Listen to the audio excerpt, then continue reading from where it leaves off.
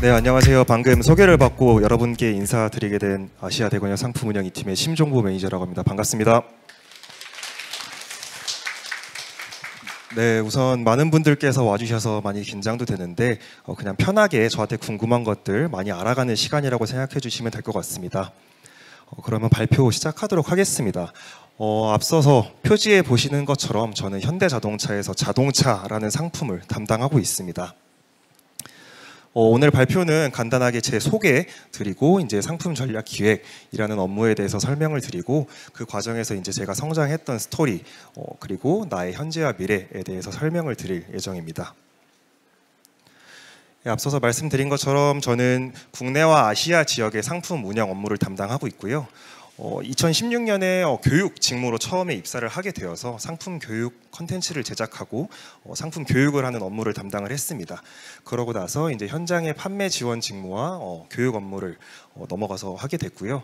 그 후에는 21년에 국내 상품 업무를 담당했고 지금은 조금 더 영역을 넓혀서 아시아 지역의 상품을 담당하고 있습니다. 아마 여기 계신 분들 중에 많이 좀 그런 고민들 하실 거예요. 나는 자동차에 대해서 잘 모르고 사실 그렇게 큰 관심도 없는데 이게 나에게 큰 어려움이 될까? 라는 고민들을 많이 하실 텐데 사실 저도 처음에 입사했을 때 교육팀으로 입사했을 때 막 남들보다 더 많이 자동차에 대해서 알고 있거나 그런 상태는 아니었어요. 근데 다만 교육 업무를 하면서 상품 교육 컨텐츠를 제작을 하고 상품 교육을 직접 하다 보니 지식도 쌓이게 됐고 그만큼 이제 흥미도 많이 생기게 됐고 그러면서 상품 직무가 좋아져서 이제 후에 자원을 해서 상품 직무로 넘어와서 현재 상품 직무를 잘 수행하고 있는 중입니다. 따라서 좀 너무 미리 겁먹고 이게 나의 약점인데 나 차 잘 모르는데 이렇게 겁먹지 마시고 한번 도전해 보시는 게 좋을 것 같습니다. 네, 상품 전략 기획, 상품이라는 직무 카테고리에 대해서 좀 크게 두 가지로 나눠서 먼저 큰 그림을 설명드리겠습니다. 첫 번째로는 저기 우측에 보이는 좀 전략적 차원의 업무가 있을 것 같습니다. 좀 큰 그림을 보는 업무라고 봐주시면 좋을 것 같아요. 전체적인 시장에 어떤 라인업, 소형, 중형, 대형 어떤 라인업을 넣을 것인지 신기술, 자율주행이라든가 인포테인먼트, 소프트웨어 이런 것들 부분에서 어떤 식으로 개발을 하고 어떤 식으로 확대 전개를 할 것인지에 대해서 고민을 하고 차량 외에도 차량에 적용할 수 있는 커스터마이징 사업이라든가 시장에 대한 전반적인 전략들을 그려가는 그런 큰 업무를 하는 곳이라고 보시면 될 것 같고요. 제가 담당하고 있는 오른쪽에 이제 상품 운영 쪽을 보시게 되면은 기본적으로 차종 운영, 구체적으로 앞서서 말씀드렸던 저런 큰 그림을 그린 업무에서 그린 그 전략들을 어떻게 하면 각 차종별로 적용을 하고 어떤 차에는 어떤 사양을 넣고 이런 것들을 이제 운영을 하는 업무라고 봐주시면 될 것 같습니다. 기본적으로 이제 그 차급에 대해서 시장 조사와 분석을 하게 되고요. 그 분석을 한 결과를 토대로 상품을 기획하고 운영을 하고 신차를 런칭한 후에 이제 그 판매가 잘 될 수 있도록 지원하는 것까지가 제가 하고 있는 상품 운영 업무라고 봐주시면 될 것 같습니다. 제가 하고 있는 상품 운영 업무에 대해서 좀 이제 제가 하는 업무다 보니 좀 더 구체적으로 설명을 좀 드려볼게요. 앞서서 말씀드린 것처럼 조사와 분석을 먼저 하게 됩니다. 조사와 분석을 통해서 이 차급의 이 시장은 지금 어떻게 돌아가고 있고 소비자들이 어떤 것을 원하고 있는지 탐구하는 시간을 갖고요. 그 결과를 통해서 이 차는 이런 식의 컨셉으로 이런 방향성으로 만들어가야겠다라는 방향성을 정하고 나면은 그 후에 이제 상품 운영 구체적으로 이 차의 재원 크기는 어떻게 할 것이며 디자인은 요즘에 트렌드가 어떻게 되니까 디자인은 어떻게 할 것이며 사양은 이러한 사양이 들어가는 게 이 차의 컨셉에는 맞겠다. 이런 것들을 하나하나 이제 검토해가는 단계라고 보시면 될 것 같습니다. 그렇게 해서 상품이 다 완성이 되고 나면은 이제 여러분들께 차가 공개되는 신차 런칭이라는 업무를 하게 되는데요. 신차 런칭 같은 경우에 이제 세상에 이런 차가 나왔습니다라고 소개를 하면서 이제 홍보를 하는 과정이라고 봐주시면 될 것 같습니다. 이렇게 신차 런칭을 해서 홍보를 하고 이제 공개를 하고 나면은 실제로 판매가 되잖아요. 그런 판매가 되는 부분에서 실제로 내가 이렇게 하면 이렇게 팔리겠지라고 생각했던 부분들이 잘 맞게 판매가 되고 있는지 또는 그렇게 판매가 안 되고 혹시 다른 방향으로 판매가 되고 있는 건 아닌지 이런 것들을 분석해 가면서 지금 현재 차를 운영하고 후속 이벤트라든가 그 차의 전반적인 라이프 사이클을 이제 어떻게 운영할지를 또 추가적으로 검토하는 과정이라고 보시면 될 것 같습니다. 사실 앞에서 말씀드린 것들이 좀 어떻게 보면 개념적인 얘기들이라서 좀 와닿지 않으실 수 있을 것 같은데요. 저는 앞쪽에서 차종은 말씀을 안 드렸었는데 제가 현재 지금 국내와 아시아 지역의 코나를 담당하고 있습니다. 제가 국내 시장에 올해 초반에 이제 코나를 런칭하면서 경험했던 내용들을 방금 앞서서 말씀드린 절차에 맞춰서 설명을 드리면서 좀 소개를 드리도록 하겠습니다. 우선은 제가 처음 코나를 담당했을 때 코나에게 좀 당면한 그런 과제는 이제 라이프 사이클 말기에 접어들면서 코나가 이제 좀 인기도 조금 시들해지고 판매량도 좀 떨어지고 있었습니다. 그 원인은 사실 소형 SUV라는 차급 자체가 최근에 굉장히 많은 경쟁차들이 나오고 경쟁이 치열해지면서 너무 이 경쟁이 치열하다 보니 코나도 이미 좀 노후화된 모델로서 어려움이 있었어요. 그런 상황에서 어떻게 하면 신차 런칭을 통해서 어떤 코나를 만들어내야지 다시 좀 분위기를 반전을 해서 코나라는 이제 차종 브랜드가 좀 다시 활성화될 수 있을까가 가장 큰 과제였습니다. 그런 거를 이제 잘 해결하기 위해서 첫 번째로는 앞서서 말씀드린 것처럼 시장 조사를 했어요. 시장 조사, 소비자 조사, 경쟁차 등을 분석을 했고 그 결과 코나가 지금 이렇게 조금 코나가 어려운 상황에 처한 이유, 코나의 약점이 뭘까를 좀 고민을 해봤을 때 사실 동일한 차급에서 봤을 때 각 차종마다 약간 좀 딱 한 문장으로 설명되는 것들이 있어요. 예를 들어서 이 차는 이 차급에서 제일 커, 이 차는 이 차급에서 제일 예뻐, 이 차는 이 차급에서 제일 싸. 이런 것들 각 차를 설명할 수 있는 그런 핵심 포인트들이 있었는데 코나 같은 경우에는 이제 좀 라이프 사이클 말기로 가다 보니 이런 좀 USP들이 좀 많이 무색해진 상황이었고 그냥 무난하게 괜찮은 차이다 보니 그렇게 많은 경쟁차들 사이에서 좀 이렇게 딱 각인되기가 어렵다. 그게 바로 약점이다라고 좀 판단이 됐습니다. 그리고 두 번째로는 코나의 그럼 타겟 소비자는 누구일까라고 생각을 했을 때 기본적으로 우리 시장에서 소형 SUV라고 하면은 2030 우리 나이대죠. 젊은이들, 사회 초년생들의 첫 차로 많이 소구가 되고 있었어요. 근데 실제로 판매된 것들을 좀 분석을 해보니 물론 사회 초년생들 아무래도 차가 작고 그만큼 좀 저가의 포지셔닝이 되어 있다 보니 사회 초년생분들이나 젊은 고객들도 많이 구매를 했지만 실질적으로 구매량이 많은 거는 4050에 오히려 좀 구매력이 있는 분들의 메인카 또는 세컨카로서의 수요가 더 크더라고요. 그래서 좀 더 분석을 해봤더니 그분들의 얘기를 들어보니까 나는 좀 운전하기는 편한 사이즈의 작은 차를 사고 싶은데 이게 작은 차는 너무 이게 사양이 별로 없어. 이게 나는 메인카로 되게 예를 들자면은 저희 당사에 그랜저 같은 차가 하나 있는데 그랜저에 있는 사양이 좀 운전하기 편한 작은 차에도 다 들어있으면 좋겠다라는 식의 이제 니즈들이 꽤 많이 확인이 되더라고요. 그래서 앞서서 말한 그런 위크 포인트와 타겟층을 좀 믹스를 해서 코나의 방향성은 그러면은 좀 작지만 상품성을 좀 훌륭하게 갖추고 있는 위에 차급에 있는 그런 편의 사양들을 충분히 갖추고 있는 그런 좀 상품성, 코나 하면 딱 상품성이 떠오를 수 있는 차를 만들어 보자라는 방향성을 잡고 이제 차를 기획하게 되었습니다. 그렇게 이제 방향성을 잡고 나서 어떻게 했냐? 이제부터는 정말 끊임없는 회의와 협의와 소통이 이어지게 됩니다.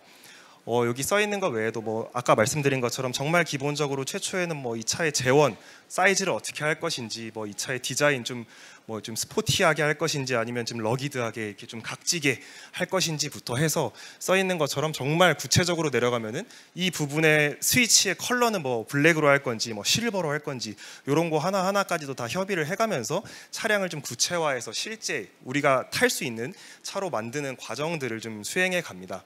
그 과정들을 통해서 이제 코나가 최초에 기획했던 방향성에 맞게 이제 좀 상품성이 높은 미래지향적인 디자인을 가진 타일 차급, 상위 차급에 있는 사양들을 가진 룰 브레이커라는 컨셉으로 런칭을 하게 되었습니다.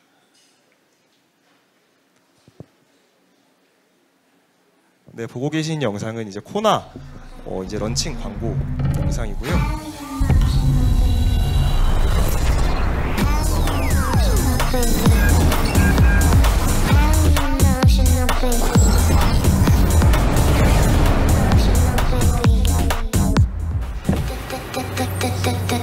새로운 차원의 플레이, 룰 브레이커, 코나.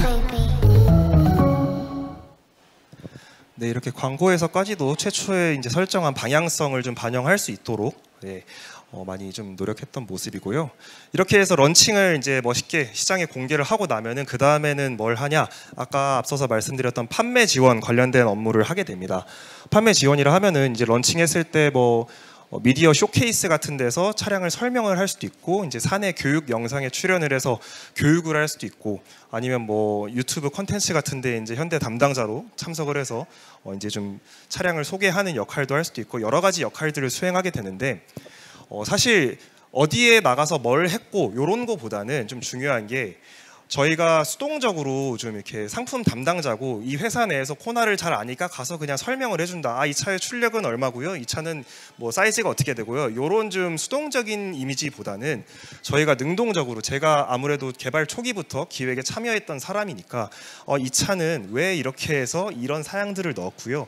이런 트림들은 왜 이런 구성을 했고, 이 트림에 이런 옵션들을 넣어서 판매하면은 이거는 어떤 고객분들께 좋아요 라는 그런 기획자의 의도, 저희 이제 뭐 수능 볼 때 보면 화자의 의도라고 하잖아요. 그런 것들을 좀 적극적으로 설명을 해서 소비자분들이 좀 더 코나를 쉽게 이해할 수 있고 좀 더 잘 구매하실 수 있도록, 시장에 잘 안착될 수 있도록 하는 게 이제 저희 상품 담당자의 몫이라고 설명을 좀 드리고 싶습니다. 그리고 마지막으로 제가 일단은 앞서서 말씀드린 거는 제 경험을 조금 말씀드려서 이제 상품 직무에 대해서 소개를 드렸고요. 마지막으로 드리고 싶은 말은, 사실 지금은 제가 이렇게 앞에서 제 경험을 여러분들께 소개를 드리고 이러이러한 내용을 하고 있습니다 라고 설명을 드리고 있지만, 저도 지금 여전히 많이 배우고 성장하고 있는 중입니다. 앞서서 잠깐 말씀드린 것처럼 원래는 제가 이제 국내 쪽 지역을 담당을 하다가 최근에는 이제 좀 담당하고 있는 지역이 넓어져서 아시아 지역을 담당을 하면서 기존에는 전혀 몰랐던 이제 아세안 지역의 시장, 자동차 산업에 대해서도 많이 배우고 공부하고 있고, 국내에는 판매되지 않는 해외 차종들에 대해서도 많이 공부하고 있고, 또 영어 공부도 열심히 좀 하려고 노력을 하고 있습니다. 오늘 이렇게 제가 정말 짧은 시간이었지만 여러분하고 이렇게 대화를 나눈 것들이 좀 여러분들께 많은 도움이 돼서 향후에는 이제 같이 업무를 하는 동료로서 같이 좀 성장을 할 수 있는 날이 오기를 기원하겠습니다. 여러분의 멋진 런칭을 응원하겠습니다. 감사합니다.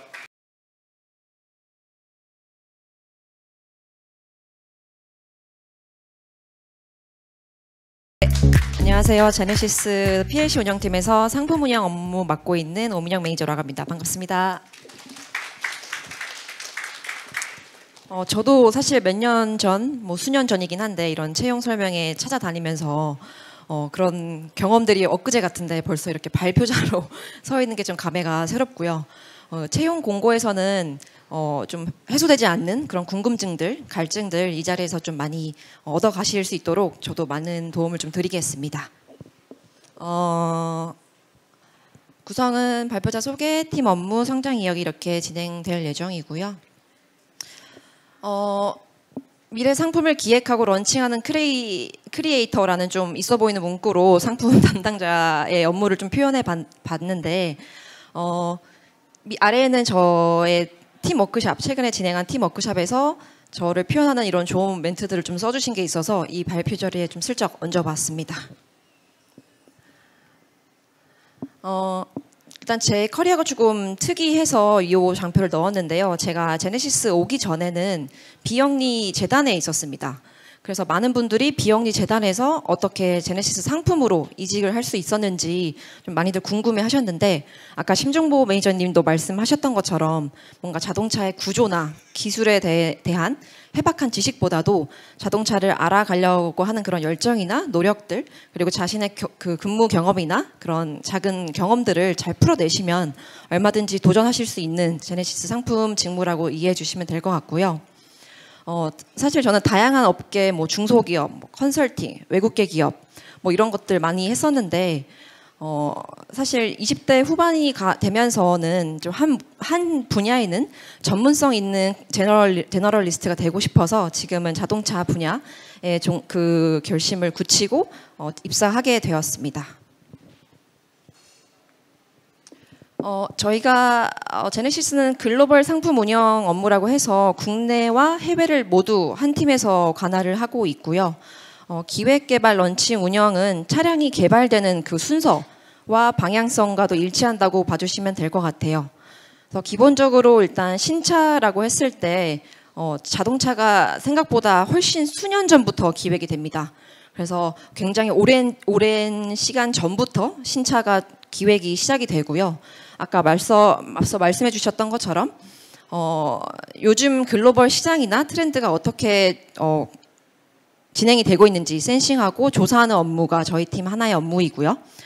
그런 데이터를 바탕으로 차량의 컨셉을 잡게 됩니다. 그래서 이 차는 아까 룰 브레이커라는 이런 컨셉을 잡기 위해서 다양한 조사와 그 여러 유관 부문에서도 그런 상품 운영 제안서를 쓰게 되어 있어요. 그래서 저희 팀에서도 제안을 하고 연구소에서도 제안을 하고 이런 업무들이 진행이 되고 가장 중요하게는 초기에는 가장 중요한 게 USP 발굴입니다. 그래서 이 차의 포인트가 뭔데, 이 차의 차별화가 뭐야? 라는 그 부분을 굉장히 앞단에서부터 치열하게 논의를 해서 그 방향성을 중심으로 기획하고 개발이 진행하게 됩니다. 그래서 초반에 컨셉하고 USP가 이제 잘 설정이 되면 연구소하고 저희 상품하고 이제 정말 끝없는 회의를 통해서 이걸 어떻게 구현시킬 건지, 개발의 가능성이 현실성이 있는 건지 구체화하는 그런 협의들을 진행을 하고요.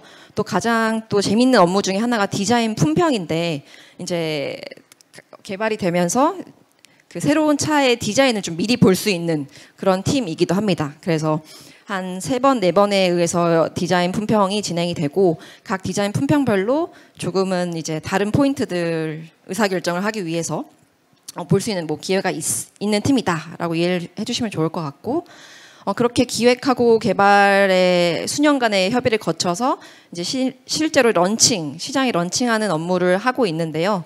그 런칭을 하기 앞서서도 이 차의 컨셉이나 USP나 이런 것들이 이제 유관 부분에도 잘 소구가 되어야 하고 설득이 되어야 하고, 또 글로벌의 다양한 해외 법인들이 있습니다. 미국이나 중국이나 유럽이나 이런 상품 담당자들한테도 이 차가 어떻게 시장에 소구되었으면 좋겠는지 이런 런칭 전략들을 저희 팀에서 좀 마도를 잡고 이런 방향성을 조금 전파를 하고 있는 업무도 있고요. 판매 전략이라고 해서 현대는 그 트림이 구성이 되어 있어요, 미리. 그래서 그 어떤 트림을 구성하는 구조인데, 제네시스는 BTO라고 해가지고 Build Your Own Car거든요. 그래서 정말 기본적인 것만 세팅이 되어 있고, 어떤 엔진을 선택할 것인지, 어떤 외장 컬러를 선택할 것인지, 어떤 옵션을 선택할 것인지 이런 것들이 다 하나하나 선택권이 소비자들에게 있습니다. 그래서 어떻게 보면 나의 취향에 맞는 그런 차를 선택할 수 있다는 게 가장 큰 차이점이라고 봐주시면 되고, 특히 또 가격이 저희 팀 업무 권한 중에 또 하나인데, 실제로 런칭되는 그 가격 있잖아요. 그거를 정말 실무자 선에서 먼저 선 검토해가지고 유관 부문에 설득하고 또 재경과 협의하는 그런 업무도 진행하고 있습니다. 그리고 이제 런칭을 하고 나면 끝이 아니라 운영 업무, 이제 본격적인 운영 업무죠, 사실은. 그래서 이 시장에서 이 차를 어떻게 바라보는지, 장단점은 뭔지 이런 고객 보요시들을 끊임없이 수집을 하고요. 또 운영하면서 이제 해외 같은 경우에는 법들이 많이 바뀌어요. 탄소 배출이라든가 타이어 휠이라든가 이런 것들을 바뀌는 거에 대해서 대응하고 하는 업무들을 좀 담당하고 있습니다. 그래서 사실은 이 기획 단계부터 운영까지 전 부문을 인볼브하는 팀은 사실 운영팀밖에 없어요. 그래서 그런 팀이 저희 팀의 좀 장점이라고 생각을 하고, 또 저희 팀이 시장과 고객을 대변하는 팀이거든요. 그래서 사실 예를 들면 기획팀에서는 이제 회사의 관점에서 이 차를 좀 바라보게 된다면, 저희 팀은 좀 냉철하게 정말 소비자들이 어떻게 이 차를 바라보게 될 것인지, 이 가격으로 했을 때 이 차가 경쟁력이 있는지 이런 것들을 좀 대변하는 팀으로 이해해 주시면 좋을 것 같습니다. 그래서 제가 이제 성장 스토리로 말씀드릴 차량은 G70 슈팅 브레이크인데요. 작년에 국내 런칭을 했고요. 혹시 G70 슈팅 브레이크 아시는 분 계신가요?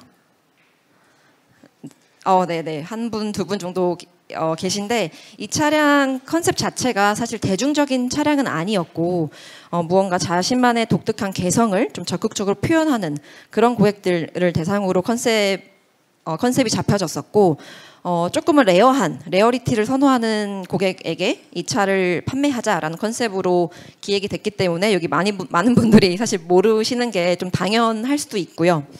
이렇게 니치하다는 거는 사실 시장의 수요가 많이 없다는 얘기거든요. 그래서 내부에서부터도 이 차를 제가 유관 부분에 좀 어필을 하기 위해서 어떤 노력들을 했는지에 대한 내용을 성장 스토리로 말씀드릴 거고, 간단하게 런칭 영상 함께 시청하시겠습니다. I can feel it when the spotlight turns on. I become who I want to be. The athlete within sets me in motion with passion and dynamism.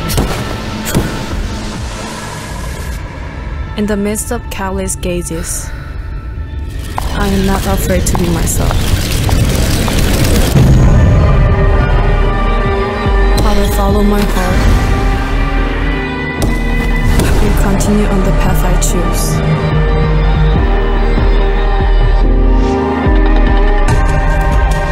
Fearless mind. It is the way I am. The Genesis G70 shooting brake.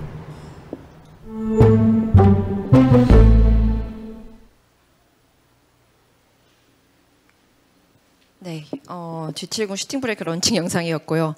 앞서 말씀드린 것처럼 이 차량은 사실 판매량이 많은 차량이 아니다 보니까 사실 어떻게 보면 마케팅 부분이나 판매 부분에서는 메이저 차종이 아닌 입장입니다. 그래서 좀 잘 팔리는 차에 대한 관심이 어쩔 수 없이 높을 수밖에 없는데 저 상품 담당자로서는 이 차를 어떻게든 그들에게 어필을 해야 했었기 때문에 조금 기존과 다른 상품 담당자의 입장으로 임했던 것 같고요. 일단은 뭐 시장을 설득하기에 앞서서 거의 내부부터 조금 제가 설득을 많이 했었어야 됐습니다. 왜냐하면 슈팅 브레이크의 바디 타입을 이제 고객분들이 쉽게 인지하기로는 외건이거든요. 슈팅 브레이크라고 하면 어떤 바디 타입인지 잘 모르는데 사실 외건이라고 하면 좀 더 이해가 쉽잖아요. 근데 저희가 G70 외건이라고 굳이 안 하고 슈팅 브레이크라는 네이밍을 가지게 된 배경 같은 것도 유관 부분에 충분히 설명을 드렸어야 됐었고, 또 외건은 우리나라에 잘 안 팔리지 않느냐라는 이런 판매 챌린지 또 저희가 많이 대응을 했어야 했었고, 뭐 가격이 너무 비싸다. 이 차는 인기 바디 타입도 아닌데 이 가격으로 이 판매 물량을 어떻게 판매를 하냐, 이건 불가능하다라는 이런 판매 사이드와도 굉장한 협의와 좀 논의가 필요한 내용들도 좀 많았습니다. 근데 이런 내용들이 좀 공격적일 수도 있지만 사실 이런 것들이 저도 고민입니다라고 얘기하면서 좀 많이 풀어갔던 것 같아요. 그래서 저희가 사실 팀 입장만 계속 얘기를 하면 그 협의점을 찾기가 어렵거든요.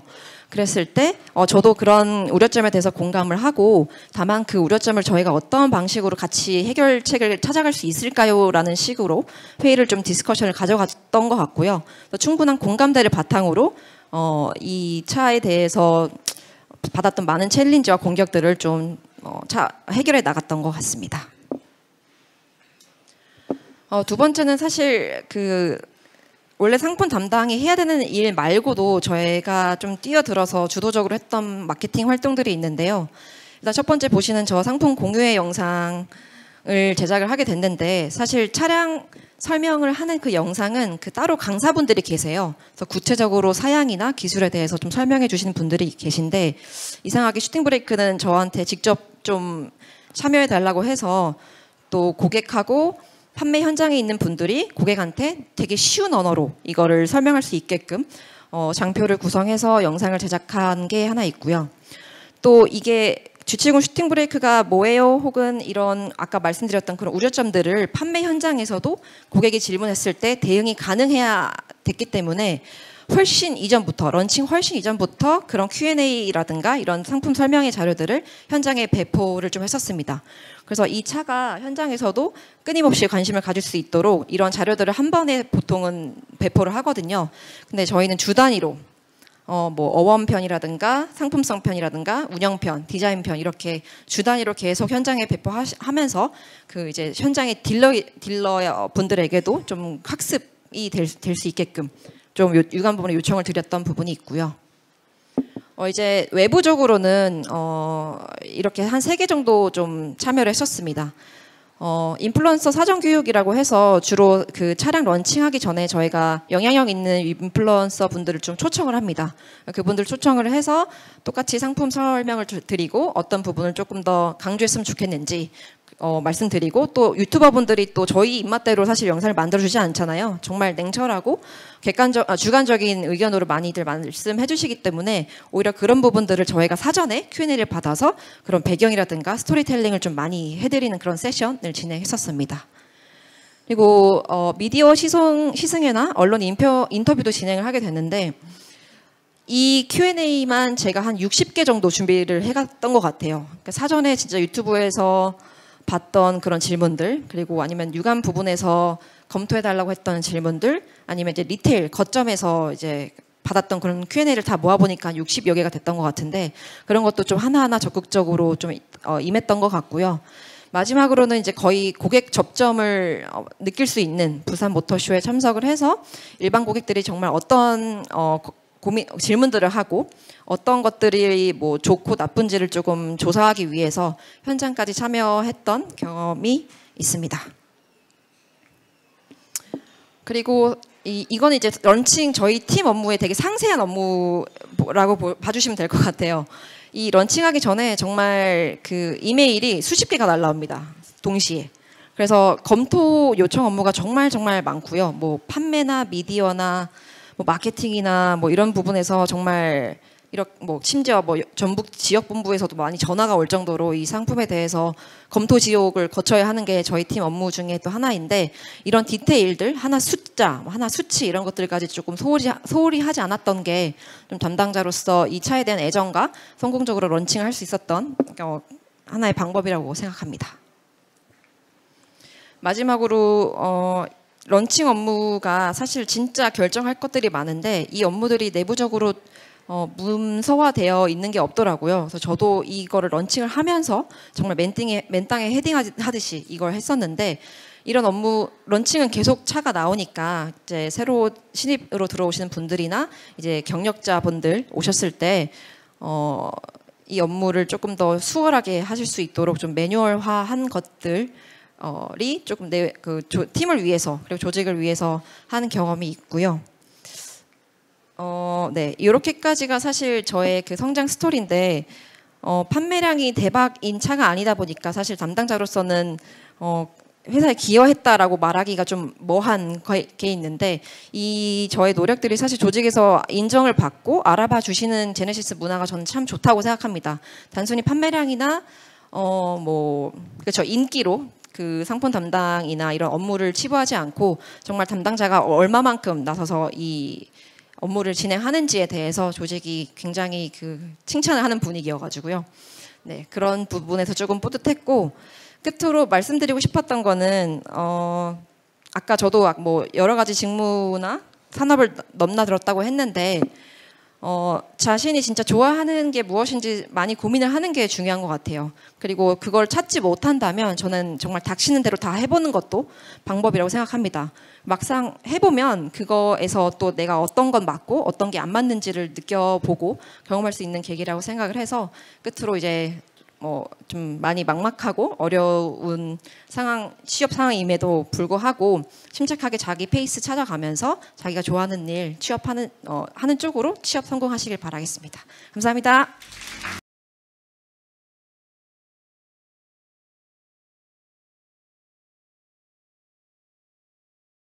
안녕하세요. 저는 박준석이라고 합니다. 네, 일단은 저는 한국의 슈퍼카와 모터스포츠의 부흥을 꿈꾸고 있는 사람이고요. M브랜드 홍보 마케팅 직무를 수행을 하고 있고, 저 같은 경우는 이제 현대자동차의 경력직으로 입사를 했어요. 맨 처음에는 이제 광고 대행사에 있다가 타이어 회사에 있다가 그 다음에 이제 운 좋게 모터쇼를 담당하는 이제 전시 마케팅 팀으로 입사를 해서 지금은 20년도부터 M브랜드 업무를 수행하고 있고요. 그리고 원래부터 차를 좋아해가지고 벨로스터 N 수동을 타고 있습니다. 그리고 특이한 사항으로는 신입 2번 지원했었고 경력도 두 번 지원해가지고 4번 도전을 해가지고 이제 현대차에 오게 됐고요. 지금은 여기 오른쪽 아래 보시다시피 등려를 했습니다. 아유, 감사합니다. 네, M 브랜드는 이제 현대자동차의 고성능 서브 브랜드고요. N이 무슨 약자인지 혹시 아시나요? 남양 연구소의 N을 의미하고요. 그리고 남양에서 태어난 차가 독일의 이제 뉘르부르크링이라는 혹한의 그 트랙을 담금질을 하면서 이제 차량 개발이 이루어져서 이제 N이라고 저희는 얘기를 하고 있고, 네. 그리고 N 로고의 모양의 경우 이제 서킷에서 CK인 모양을 형성하고 있어가지고 되게 테크니컬한 코너를 돌아 나가기 위한 여러 기술들과 드라이빙 테크닉이 필요한데 이런 것들을 표현한다고 말씀드리고 싶고요. 전동화 시대에서도 이제 운전의 즐거움을 계속해서 이어나가기 위해 노력을 하고 있는 브랜드입니다. 네, 그래서 N 브랜드의 구조를 잠깐 설명을 드릴 건데요. 가장 최상위 단에 이제 모터스포츠가 있어요. 그래서 WRC랑 뭐 TCR, 그다음에 뉘르부르크링 24시 레이스 이런 혹한의 레이스에서 얻은 뭐 기술이나 영감 같은 거를 이제 롤링 랩이라고 두 번째 상단에 있는 그 연구 개발 목적의 특수 용도차에 적용을 해가지고 양상 직전에 신기술들을 테스트를 하고 그리고 거기서 개발한 기술들이 이제 N 차종들로 이어진다고 보시면 될 것 같아요. 그래서 국내에서는 흔히 볼 수 있는 벨로스터 N, 그다음에 코나 N, 아반떼 N 이런 차들이 런칭이 됐었고 지금 밖에 전시되어 있는 아이오닉 5N까지 최근에 런칭을 했습니다. 그리고 그 밑으로는 이제 N9이랑 기본 모델에도 요 N의 이제 헤일로 효과를 조금 전이를 하고 있고요. 네, 올해 이제 담당했던 업무는 저는 이제 M 브랜드에서 홍보 마케팅 직무를 하고 있고 커뮤니케이션 워킹 그룹장과 이제 조직 문화를 혁신하는 변화 혁신 담당이라는 업무를 하고 있습니다. 그래서 올해 가장 컸던 태스크는 이제 아이오닉 5N 런칭이었고요. 런칭을 이제 크게 세 단계로 나눠가지고 진행했었는데 티저 단계부터 시작해가지고 기대감을 좀 고조시킨 다음에 월드 프리미어 영상을 통해 고객들에게 이제 차를 공개를 했고요. 그리고 지금은 이제 차량 개발 스토리를 담은 포스트 커뮤니케이션을 또 준비를 하고 있습니다. 그래서 팀에 저희 이제 마케팅 쪽에서 크게 세 가지 기능 정도를 하고 있는데 ATL 분야 그리고 BTL 분야, 디지털 분야 이렇게 있습니다. 상반기에는 이제 티저 컨텐츠랑 아까 말씀드렸던 월드 프리미어 영상 그리고 뭐 사진, 이미지 이런 것들을 촬영을 했었고 그리고 요것들을 이제 현장 오프라인에서 이벤트에서 이제 차 공개를 하고 전시도 하는 그런 업무를 수행했고요. 하반기에는 이제 디지털 영역까지 제가 도전을 하게 되었고 종합 마케터로서 좀 거듭나기 위해서 계속해서 도전을 하고 있습니다. 네, 그래서 이제 M 브랜드에 가장 먼저 들어가가지고 했던 업무가 브랜드 슬로건 Never Just Drive라는 슬로건을 이제 개발을 하고서는 브랜드 영상을 만드는 업무를 했었고 N데이라는 플랫폼에서 이제 요거를 코나 N과 함께 소개를 하게 되었었습니다. 네, 그래서 운전의 즐거움을 굉장히 강조하고 트랙 주행 성능을 강조하는 영상이라고 보시면 될 것 같고요. 네, 그리고 이제 두 번째 N데이에서는 저희 롤링랩 2대를 6개월 만에 2대를 동시에 만드는 기획 업무를 맡았습니다. 그래서 왼쪽에 보이시는 파란 차가 RM22E 로 이제 그 전동화 N에 대해서 기대감을 조금 고조시키기 위한 역할을 했었고요. 그리고 오른쪽에 보이는 Envision 74 같은 경우에는 이제 M 브랜드의 미래를 조금 보여주기 위한 중장기 미래 전략을 보여주는 그런 차량이라고 보면 될 것 같습니다. 그래서 이 차들을 개발하는데 굉장히 어려움들이 많았고요. 반년 만에 2대나 만드는 이 기적을 진짜 여러 부문의 도움과 협조를 통해 가지고 이룰 수 있었고 그리고 이제 여러 가지 COC 키워드들이 생각이 났었는데 긍정적 마인드, 전문성, 소통과 협업, 고객 최우선, 책임감, 새로운 도전과 시도, 집요함, 민첩한 실행 이 모든 것들이 경험해 보니 정말 다 필요한 네, 현대차 직원의 덕목이라고 깨달았습니다. 네, 가운데 있는 게 저고요. 그리고 두 번째 N데이를 거쳐서 이제 아이오닉 5N 런칭 전에 티저 단계에서 총 3편의 티저를 제작을 했어요. M 브랜드의 경우에는 이제 총 3가지 키 필러를 가지고 얘기를 하는데 하나는 이제 코너 레스컬, 코너를 잘 도는 차다. 그 다음에 두 번째는 에브리데이 스포츠 카, 날마다 일상에서도 즐길 수 있는 모델이다. 그리고 레이스트랙 케이퍼빌리티하고 이제 세 번째 필러가 있는데 트랙에서도 굉장히 잘 달리는 차라는 거를 이제 강조를 하는 티저를 세 편을 만들었고요. 맨 처음에는 요거는 이제 동계 개발에서 동계 개발 평가에서 모티프를 얻어가지고 스웨덴에서 촬영을 진행을 했었고, WRC와 같은 사륜의 움직임을 보여주는 것을 표현하고 싶었고, 두 번째는 이제 남양연구소에서 개발이 완료돼서 도심에서도 테스트를 거치며 이제 전기차가 보통 조용한데 저희는 이제 운전의 즐거움을 전달하는 브랜드다 보니 이제 사운드와 시프트 필드를 소구를 하고 있어요. 그래서 그거에 대한 티저가 두 번째 있었고, 마지막으로 이제 아까 말씀드렸던 뉘르부르크링에서 테스트하고 있는 그런 영상도 세 번째 티저로 소구를 하고 고객들의 기대감을 조금 증폭을 시켰습니다. 네, 그래서 마지막으로 이렇게 월드 프리미어 영상을 공개를 했었고, 아직 현대 N 월드와이드 구독 안 하셨으면 유튜브 들어가서 구독하시고요. 인스타도 팔로우 해주시고요. 네. 하여 요 모든 것들이 이제 한 자리에 모여가지고 공개를 하는 행사를 준비를 했었는데, 영국의 이제 구두드 페스티벌이라고 움직이는 모터쇼라는 별명을 가진 그런 행사가 있어요. 그래서 여기에서 단순 모터쇼에서 전시하는 것과는 달리 방금 보신 것처럼 이렇게 쇼런도 진행을 하고 차의 성능을 마음껏 보여주고 다른 N 브랜드의 차종들과 함께 전시를 하고 미디어들도 태우고 여러 가지 마케팅 활동들을 진행을 했었고요. 여기서 제가 감회가 좀 새로웠던 거는 어쨌든 그동안에 N 브랜드에서 경험하고 축적했던 하나하나의 모든 요소들이 이 한 자리에 모여가지고 전시가 되고 고객들에게 좋은 반응을 끌어내는 게 조금 신기하게 와닿았던 것 같습니다. 네. 그리고 이제 이런 업무는 이제 혼자서 절대 할 수 없는 일들이죠. 저희 귀여운 그룹원들이고 각자 한 부분씩 되게 굵직굵직한 업무를 맡고선 진행을 했었어요. 그래서 뭐 티저부터 시작해가지고 월드 프리미어 영상을 담당한 김보경 매니저, 그리고 구두드 행사를 담당한 허성영 매니저, 그리고 소셜 미디어를 통째로 맡고 있는 염동신 매니저, 다 여러분들의 선배들이고요.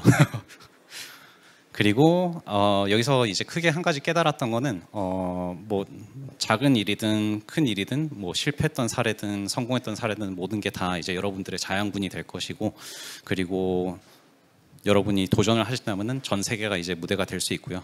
그리고 마지막으로 저도 이제 계속해서 N 브랜드가 전 세계인들한테 좀 사랑받고 알려지고, 여러분들께서 이제 외국에서 N 차종을 봤을 때 또 괜히 어깨가 으쓱해질 수 있는 그런 브랜드로 만들 수 있도록 최선을 다하도록 하겠습니다. 네, 이상 발표를 마치도록 하겠습니다.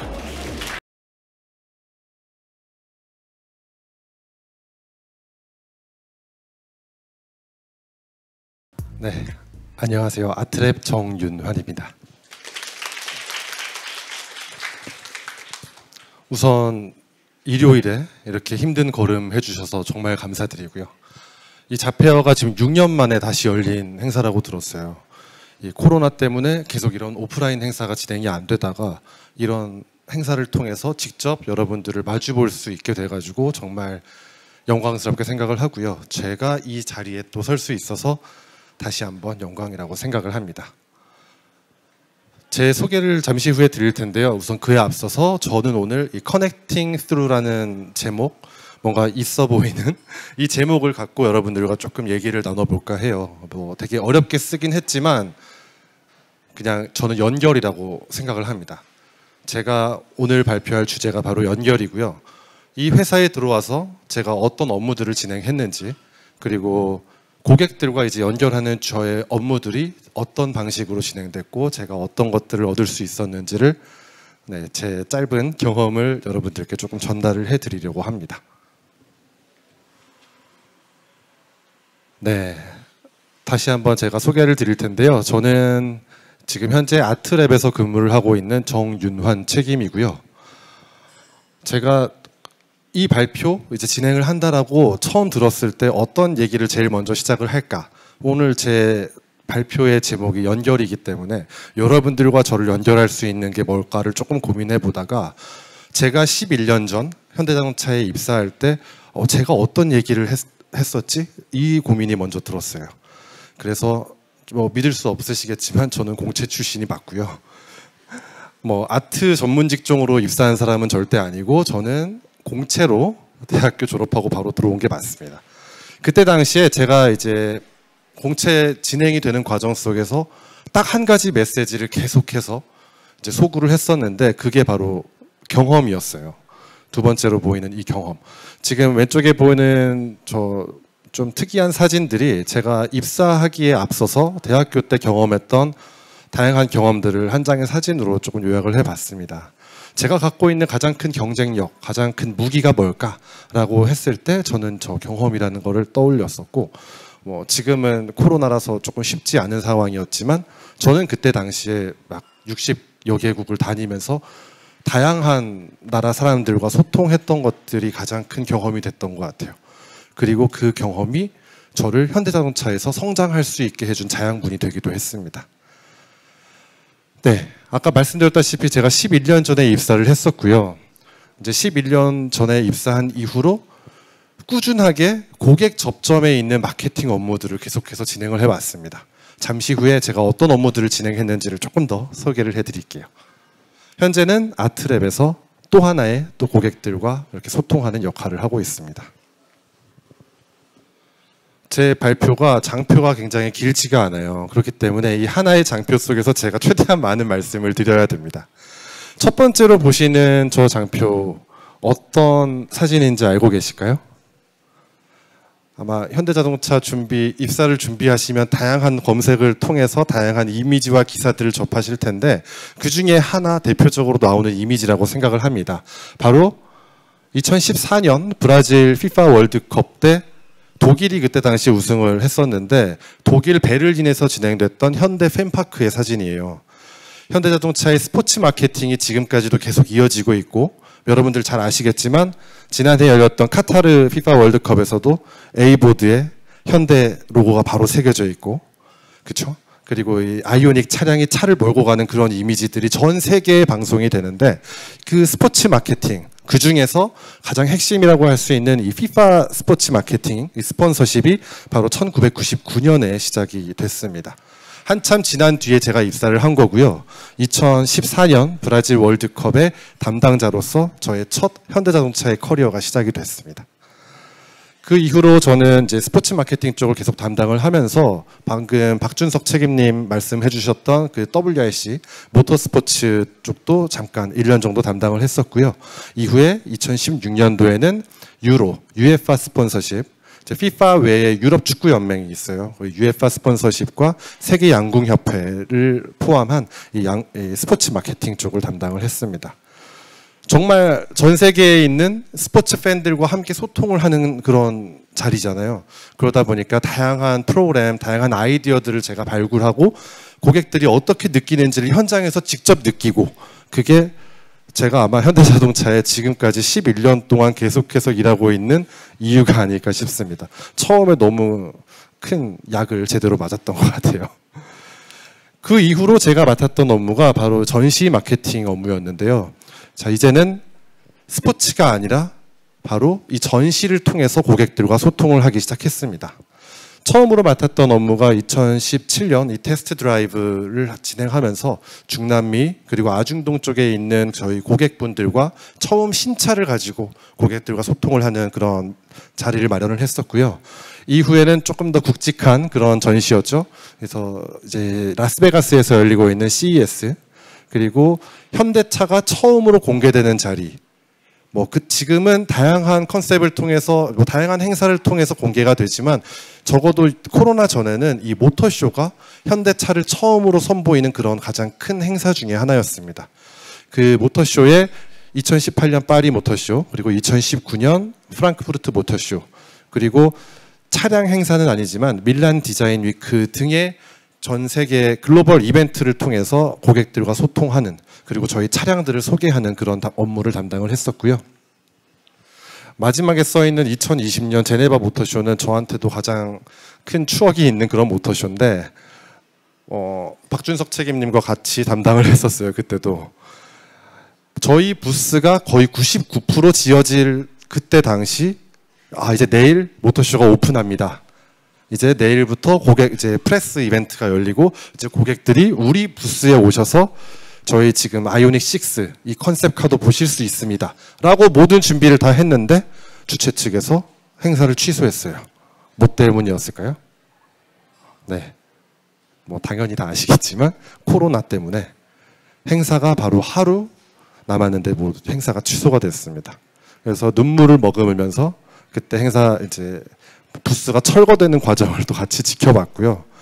그 이후로 이제 코로나가 조금 심해지면서 저처럼 이제 고객들과 접점해서 소통하는 그런 오프라인 마케팅 업무, 특히 전시 쪽 업무는 당분간 진행이 되지 못했습니다. 그 이후에 저는 팀을 옮겼고요. 그 이후에 이제 체인지 에이전트, 이제 변화 혁신 담당을 통해서 우리 고객, 바로 내부 고객, 직원들과 함께 소통하는 업무를 한 2년 정도 진행하고 현재 아트랩에서 이 아트를 통해 우리 고객들과 또 소통하는 업무를 진행하고 있습니다. 제 11년 동안의 업무 경험을 다 말씀드렸는데 한 장으로 요약하려고 하니까 굉장히 힘드네요. 그 11년의 시간을 제가 모든 뭐 에피소드, 모든 프로젝트들을 다 여러분들께 소개해드리긴 너무 어려울 것 같아요. 그래서 제가 대표적으로 딱 하나의 에피소드만 갖고 제가 현대자동차에서 어떻게 소통했는지 그리고 어떤 것들을 배웠는지를 조금 말씀을 드리고 싶은데요. 혹시 이 사진 어디에서 찍은 사진인지 알고 계신 분 있을까요? 푸짐하진 않지만 선물을 준비했습니다. 너무 어려운 질문이라면 네? 아루바요? 아닙니다. 죄송해요. 제가 오늘 발표하면서 유독 한 개의 나라를 계속 언급을 했었는데 2014년 네. 독일 아니에요. 네. 맞습니다. 아마존이 정답이에요. 박수 한번 부탁드립니다. 네, 2014년 제가 브라질 월드컵을 담당하면서 고객 초청 행사를 진행을 했습니다. 현대차의 신차를 탑승해 본 고객들 중에서 래플을 통해서 이제 브라질 월드컵을 직접 경험할 수 있는 기회를 드렸어요. 그때 당시에 뭐 리우네자네이루 여러분들 다 아실 만한 그리고 상파울루 이런 도시들이 그 후보 도시로서 물망에 올랐지만 저는 이런 도시들은 다 가볼 수 있을 것 같다. 그래서 신입인 주제에 다른 도시에서 하자라고 제가 과감하게 팀장님께 실장님께 제안을 했었는데 그때 바로 이 아마존에 있는 도시 마나우스라는 도시를 제가 제안을 했습니다. 그때 당시에 이제 FIFA 측에서도 그렇고 이제 고객들을 초청해야 되는 법인과 대리점에서 마나우스에서 하면 저희는 고객들을 보내지 않겠다. 다양한 이런 반대에 부딪혔었는데 사실 브라질을 가장 대표할 수 있는 그런 도시가 어딜까라고 하면 저는 문득 여기가 떠올랐어요. 그래서 제가 이 도시를 제안할 수 있었던 이유는 입사하기 전 그 다양한 경험 중에 하나가 배낭여행을 할 때 이 마나우스라는 도시를 찾아갔던 경험이 있었고 그때 가장 브라질의 대표적인 도시라는 것을 깨달았습니다. 그래서 그러한 경험들을 살려서 이 도시를 제안했고 다행히 행사가 성공적으로 잘 진행이 됐었어요. 그래서 윗분들의 반대도 있었지만 또 이렇게 끝까지 믿어주셨던 그런 분들도 계셨었고요. 그리고 이 아마존 지금 보시는 이미지가 두 강이 하나로 합류한 그 지점을 얘기합니다. 그래서 미팅 포인트라고 얘기를 하는데 이 두 강의 수온이 다르거든요. 그래서 이제 수온이 다른 두 강이 만나면서 저런 색깔이 다른 강의 모습이 만들어지고 결국 시간이 지나면서 이 두 강의 색깔이 결국 하나로 합쳐지는 과정이 생깁니다. 저는 11년 동안에 했던 업무들을 다 생각해 보니까 저 혼자 진행했던 업무들은 하나도 없었던 것 같아요. 뭐 대부분의 업무가 그렇겠지만 아까 말씀드렸던 것처럼 다양한 반대에도 부딪히고요. 그리고 이제 저희 파트너들, 해외 법인, 대리점, 그리고 저희와 함께 일을 하는 에이전시 분들, 다양한 분들과 함께 일을 하기 때문에 이런 소통과 협업, 그리고 가끔은 뭔가 제 생각이 관철되지 않을 때 약간 답답함을 느끼지만 그래도 꾸준하게 인내심을 갖고 이렇게 항상 업무에 임했던 그런 것들이 어떻게 보면 저를 회사에서 성장할 수 있게 해준 게 아니었을까라는 생각이 들었습니다. 제가 지금은 아트랩에 있어요. 그래서 이제 아트 프로젝트에 대해서도 조금은 소개를 해드려야 될 것 같은데요. 현대자동차가 아트를 후원하는 이유가 무엇인가요? 라는 질문을 저는 사실 조금 많이 받습니다. 저도 이 아트랩이라는 조직이 오기 전에는 현대차가 왜 아트를 하는 거지? 많이 궁금했었는데 이제 생각을 제가 아트랩에서 업무를 하면서 이제 많이 깨달았던 부분들을 조금 말씀드리자면 이 아트는 다양한 잠재력을 가지고 있는 것 같아요. 여러분들 다 아시겠지만 과거에 대한 이야기들을 하고 과거를 통해서 현재에 대한 얘기를 하고 현대를 통해서 더 나은 미래를 만들기 위한 또 미래를 이야기합니다. 현대자동차의 비전이 뭔지 알고 계시나요? 네, 아마 아실 텐데 부끄러워하시는 것 같습니다. 이제 Progress for Humanity, 인류를 위한 진보를 저희가 브랜드 비전으로 이야기를 하고 있죠. 저는 이 미래를 향한 비전, 더 나은 세계를 만들기 위한 이 브랜드의 비전과 아트가 사실 뭐 다르지 않다라고 생각을 합니다. 그래서 이 아트라는 거를 접했을 때 어떤 생각을 할지는 모든 사람들이 다양하게 해석을 할 수 있고 다양하게 생각을 할 수 있습니다. 그래서 저희는 아트가 가지고 있는 이 잠재력들이 더 많은 사람들에게 다양한 기회로 주어졌으면 좋겠다. 그런 의미에서, 그리고 더 나은 미래를 만드는데 조금 더 일조를 한다는 의미에서 아트 프로젝트를 진행을 한다라고 저는 생각을 하고 있어요. 하지만 아트가 가지고 있는 이 잠재력 그리고 이 가능성이 다양하듯이 왜 우리가 아트를 후원하는지에 대한 생각도 다를 수 있습니다. 실제로 저희 팀원분들은 또 다르게 생각하실 수도 있을 것 같아요. 그래서 이 해석은 여러분들 스스로에게 조금 맡겨드리고 싶고요. 그럼 저희가 더 많은 분들이 이 아트를 접할 수 있도록 어떤 프로젝트를 진행하고 있을까? 크게 세 가지로 말씀을 드릴 텐데요. 첫 번째가 바로 아트 파트너십, 그리고 두 번째는 저희가 직접 운영하고 있는 어워드 프로그램, 마지막으로 그 회사 부문의 다양한 부문들과의 협업 프로젝트들이 있습니다. 첫 번째 이미지가 바로 국립현대미술관에서 진행되고 있는 전시의 이미지인데요. 여러분들 오늘 입장하시면서 초대권 한 2장씩 받으셨어요. 그래서 이 국립현대미술관에서 진행되는 현대차 시리즈 2023년 지난주에 막 시작한 전시의 티켓을 저희가 2장씩 여러분들께 드렸습니다. 이때쯤 박수가 나오면 굉장히 훈훈한 분위기 속에서 진행이 될 수 있을 것 같은데요. 네, 저희가 이 국립현대미술관을 후원한 게 이제 올해로 벌써 10년을 맞이했고요. 이제 지금 처음 이불 작가의 전시부터 시작을 해서 작년 최우람 작가님의 전시, 그리고 올해 정연두 작가님의 전시까지 그 우리나라의 중진 작가들을 후원하는 그런 현대차 시리즈 프로젝트를 진행을 하고 있고요. 그리고 이 현대차의 MMCA 프로젝트 해시태그라고 이 또 젊은 라이징 스타들, 라이징 아티스트들을 후원하고 있는 그런 프로젝트들도 진행을 하고 있습니다. 두 번째 보시는 이미지는 테이트 모던이에요. 그래서 영국에 가시면 또 가장 대표적인 박물관 중에, 미술관 중에 하나인데 테이트를 후원하면서 테이트 모던의 가장 대표적인 공간인 이 터바인 홀을 채울 수 있는 그런 글로벌 아티스트들의 전시를 후원하는 프로젝트도 같이 진행을 하고 있습니다. 세 번째 보시는 이미지는 라크마, 바로 LA 카운티 미술관인데요. 마찬가지 여기 안에서도 두 가지 프로젝트, 아트 앤 테크 프로젝트와 그리고 한국의 아트를 소개하는 The Korean Art Scholarship 프로젝트도 같이 진행을 하고 있습니다. 이 세 가지가 저희 현대차가 진행하고 있는 가장 대표적인 그 아트 파트너십의 파트너십이라고 보시면 되겠고요. 그리고 아까 말씀드렸다시피 저희가 자체적으로도 어워드 프로그램들을 가지고 있어요. 그래서 처음 시작은 중국에서 시작을 했습니다. 중국에 있는 큐레이터들을 지원하는 그런 블루 프라이즈라는 또 시상식이 있었고, 그리고 VH 어워드라고 비전홀에서 시작을 했지만 지금은 비전 현대라고 부르는데요. 이 미디어 아티스트, 아시아에 있는 미디어 아티스트들을 또 발굴하는 그런 프로젝트, 어워드 프로그램도 진행을 하고 있습니다. 실제로 1, 2회 때 여기에서 수상을 한 작가들이 지금 현재 글로벌 유수의 기관들에서 또 이렇게 전시를 하면서 본인들이 가지고 있는 생각, 비전들을 전시를 통해서 고객들에게 보여주고 있고요. 이를 통해서 현대자동차가 이렇게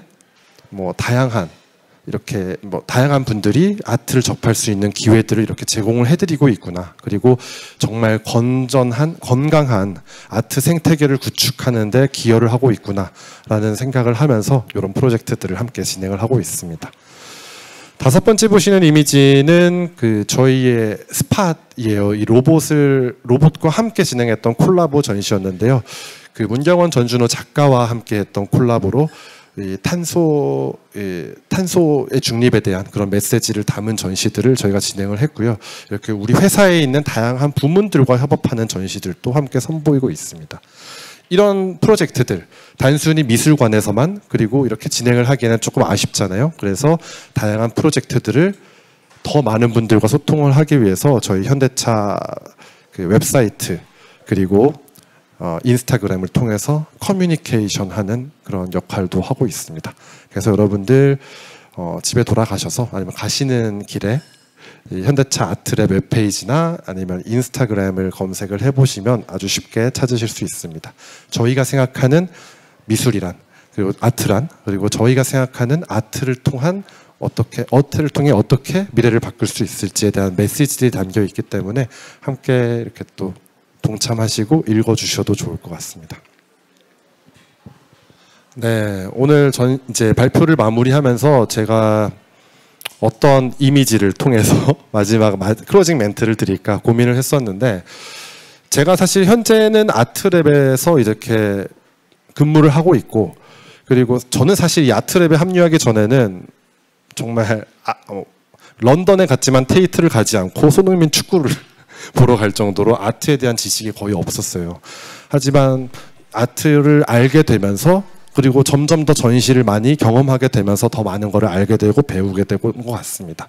지금 여러분들 아까 오늘 발표하셨던 분들께서 처음엔 차에 관심이 없었어도 점점 관심을 가져가면 또 전문가가 될 수 있거든요.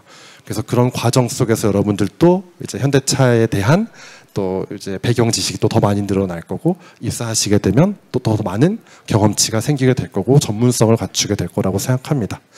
그러다 보면 제가 고객 접점에서 11년의 마케팅을 하면서 성장해 왔던 것처럼 더 성장을 하시면 이렇게 뭐 죽거나 살거나 정도는 아니겠지만 이렇게 원티드해서 우리 회사의 다른 부문에서 또 일할 수 있는 그런 기회가 저도 주어질 거라고 생각을 하고요. 여러분들도 이렇게 원티드 될 수 있는 그런 인재로 성장하고 꼭 함께 일할 수 있는 인재가 되셨으면 좋겠습니다. 감사합니다.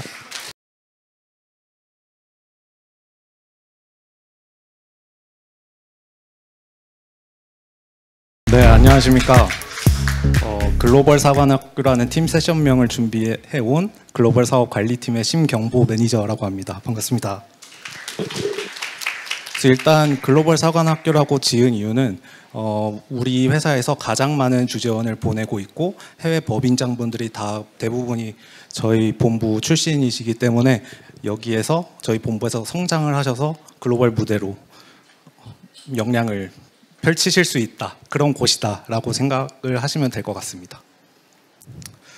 그래서 오늘 발표는 지금 앞서 발표해 주신 분들하고 비슷하긴 하겠지만 조금 더 이 본부에서 일하고 싶다라는 마음을 들게 만들어 드리고 싶었어요. 그래서 그런 식으로 구성을 해봤고요. 먼저 안 된다고 철벽 치는 사람과 일하고 싶어, 그냥 그 자체, 긍정 그 자체 심경보 매니저입니다. 네, 저는 이제 긍정 마인드를 제일 중요하게 생각을 해서 저렇게 써봤고요. 2016년 하반기 공채로 입사를 했습니다. 그래서 글로벌 사업의 해외 판매 운영 부문으로 입사를 해서 중남미 수출 관리를 약 5년간 했고요. 그래서 제가 브라질에서 이제 체류한 경험이 좀 있어서 그런 중남미 시장에 대한 애착, 그런 부분이 있어서 중남미를 선택을 해서 일을 했습니다. 하지만 브라질은 하지 않았고 브라질 외에 나머지 40개국 관리하는 업무를 5년 동안 했고요. 네, 그리고 이제 작년에 운 좋게 상반기 3월쯤에 글로벌 사업 관리팀이라고 이제 글로벌 사업 부문의 반장 같은 팀이 있어요. 그래서 그 팀에서 일을 해볼 생각이 없냐라는 제의가 있어서 경영 지원 업무를 지금 1년 반째 하고 있습니다. 그래서 뒤에 가서 더 자세히 말씀을 드릴게요. 제 좌우명을 좀 말씀드리고 싶은데, 스트레스 받으면 나만 손해다. 스트레스 받으면 정말 저만 손해거든요. 그래서 회사에서 보면 스트레스를 잘 관리하는 사람이 잘 더 성장해 나가는 것 같다고 생각을 했어요. 그러면 스트레스를 왜 받냐? 회사 생활을 하면서 보니까 변화 때문에 다 스트레스를 많이 받으시더라고요. 뭐 팀장이 바뀌다든지 팀원이 왔는데 잘 안 맞는다든지 또 혹은 조직이 나아갈 방향성이 변화한다든지 그런 소용돌이 속에서 이제 변화라는 소용돌이 속에서 좀 스트레스를 받게 되는 것 같아요. 그래서 이제 스트레스 관리를 잘 해야 되는데 그럼 어떻게 하냐? 걱정을 덜 하시면 된다. 그래서 걱정을 하시더라도 너무 멀리 앞서서 뭐 한 달 전, 한 달 후의 일이라든지 내가 컨트롤할 수 없는 그런 부분들을 걱정을 안 하는 게 나한테 제일 좋지 않나라는 생각을 했고요. 그래서 저도 닥치는 일만 걱정하는 스타일입니다. 그래서 그렇게 하다 보면 피가 되고 살이 돼서 언젠가는 내 경험들이 나에게 종국에는 도움이 되는 그런 상황들을 느끼게 되더라고요. 그래서 이 정도로 말씀을 드리고 저의 본부를 좀 소개를 해드리려고 해요. 글로벌 사업하면 지금 안에 상품, 생산, 판매, 물류, 그리고 채널 서비스까지 모든 기능을 지금 다 갖고 있어요. 그래서 우리 본부에 오시게 되면 뭐 물론 채용 공고가 다 각각 다르게 나갈 건데 이제 들어오셔서 다른 팀에서도 일을 하실 수 있는 그런 기회가 주어진다고 생각을 하시면 될 것 같아요. 그래서 제가 쓴 게 이제 제네럴리스트로 성장하기에 딱 좋은 팜파스 문지와 같은 비옥한 토양을 갖고 있다라고 좀 표현을 해봤습니다. 그래서 제가 지금 하고 있는 업무는 경영 지원 업무인데요. 먼저 인사, 총무, 교육 그리고 이제 뭐 총무성 업무 많이 하고 있는데 부가적으로 이제 조직 문화도 함께 담당을 하고 있습니다. 그래서 우리 회사 같은 경우에는 이제 전사적으로 본부별로 변화혁신 담당을 선발을 하고 있어요. 그래서 1년에 한 번씩 선발을 하는데 이제 거기서 제가 올해 선발이 되어서 활동을 하고 있습니다. 아까 발표하신 박주석 책임님도 같이 하고 계시고요. 네, 그래서 지금 보시다시피 본부원 대상 정규교육 기획하고 운영한다라고 되어 있는데 지금 보시면 맨 왼쪽이 이제 마북에 있는 용인 마북에 있는 캠퍼스인데요. 저기에서 이제 신입사원들 그리고 뭐 갓 진급한 직원들을 다 모아서 이제 다양한 교육을 제가 기획을 하고 운영을 하고 있습니다. 그래서 또 이제 마북뿐만 아니라 보시다시피 가운데에는 경주 캠퍼스거든요. 신축인데 굉장히 아름다운 조형을 갖고 있습니다. 그래서 저런 전사적으로 갖고 있는 인프라들을 활용해서 제가 우리 본부원들이 더 성장하고 더 다음 경력을 고민할 수 있도록 많은 인풋을 넣어주는 그런 역할을 하고 있어요. 그래서 마지막 사진 같은 경우에는 이제 가기는 쉽지 않지만 큰 뭐 경험이 된다고 말씀을 해주고 계신 이제 울산 공장의 선적 부두거든요. 죄송합니다. 저기서 이제 실제로 우리가 팔고 있는 차가 어떻게 선적이 되고 있는지를 눈으로 목격하는 기회가 있어요. 그런 식으로 이제 소속감도 제고해드리고 이런 중요한 일을 하고 있다고 생각을 하면서 업무에 임하고 있습니다. 그리고 이제 다음 본부 조직 문화는 내가 책임진다라고 했는데요. 보시다시피 맨 왼쪽에 최근에 진행했던 본부 타운홀 미팅, 팀즈로 진행을 한 이력이 있고 또 이제 상반기에 하반기에도 실시했지만 대강당을 빌려서 이제 어떤 컨텐츠로 이제 타운홀 미팅을 운영할지 그런 걸 다 제가 기획하고 운영하고 사회까지 보고 그런 업무를 또 하고 있습니다. 사실 저기서 사회를 볼 때는 회사 사람들이어서 안 떨리는데 이 자리는 좀 떨리네요. 죄송합니다. 네, 감사합니다. 그리고 이제 좀 요즘 나름 핫한 이제 시연하다라는 프로필 촬영 업체가 있는데 그 업체를 좀 활용해서 본부가 워낙 거대하다 보니까 서로 이제 모르는 사람들이 많아서 그런 커뮤니케이션 하고 싶은 그런 니즈가 많이 있더라고요. 그래서 신청을 받아서 무작위로 조를 제가 짜드리고 그러면 이제 20대부터 40대까지 뭐 이런 식으로 다 구성해서 팀빌딩 워크숍을 하고 방탈출을 하면서 좀 더 친해지고 또 마지막에 이제 프로필 사진까지 촬영하고 전시까지 하는 뭐 이런 활동도 해봤습니다. 그래서 작년에 이걸 저희가 했는데 올해 변화혁신 담당들 시작할 때 모든 직원들이 이제 시연하다 프로필 촬영을 한 걸로 알고 있어요. 그리고 뭐 그 외에도 다양하게 커뮤니케이션 할 수 있는 자리를 이렇게 만들어 드리고 있습니다. 그래서 이제 중남미 판매 업무 같은 경우에는 좀 나중에 할 거고요. 저는 먼저 제가 어떻게 지금 회사 생활을 해왔는지를 좀 이야기를 들려드리고 싶었어요. 그래서 제일 중요한 게 긍정 마인드다. 사실 일을 하다 보면 힘든 상황에 많이 마주하게 되는데요. 긍정 마인드만 있으면 다 되더라고요. 그래서 맨 왼쪽은 제가 사랑하는 동기들, 해외 영업 동기들이고요. 그리고 이제 가운데는 제가 지금 속한 팀. 그래서 서로 다른 업무를 할지라도 필요할 때는 서로 돕고 최고의 성과를 내고 있는 그런 팀이라고 자신 있게 말씀드릴 수 있습니다. 그리고 다음은 이제 가운데는 제가 이제 중남미 업무를 할 때 브라질 주재원에 계시던 여자 책임님이신데 이제 저와 페루를 같이 맡아서 업무를 하고 있었어요. 근데 이제 페루에 큰 사건이 터져서 서로 이제 그거를 뭐 법무부터 시작해서 모든 유관 부문과 계속 끌고 가야 되는 한 2년짜리 프로젝트가 있었어요. 그래서 근데 이제 12시간이라는 시차에도 불구하고 아낌없이 지원해 주시고 응원해 주시고 뭐 이건 이렇게 하면 좋겠다 경보야 뭐 이런 식으로 저를 계속 이끌어 주셨던 기억하기 너무 감사한 책임님이어서 한번 사진을 올려봤습니다. 그래서 제가 드리고 싶은 말씀이 또 이제 긍정 마인드예요. 이렇게 제가 다 회사 생활하면서 감사하고 항상 애착을 갖고 일을 하고 있습니다. 그리고 이 사진 같은 경우에는 이제 긍정 마인드를 또 다시 중요하게 느낀 순간이었는데요. 왼쪽 사진을 보시게 되면 이제 브라질 법인의 회의실 사진입니다. 제가 첫 출장이었는데요. 그때 본부장님께서 신임으로 오셔서 브라질 점검 출장을 이제 가시게 됐는데 그때 일정이 1박 5일이었어요. 그래서 새벽같이 비행기를 타고 현재 브라질에 도착해서 이제 저녁에 호텔에서 이제 또 회의 준비를 해야 되니까 준비를 하고 자고 다음날 이제 회의를 하고 바로 또 비행기를 탔던 그런 되게 힘든 출장이었어요.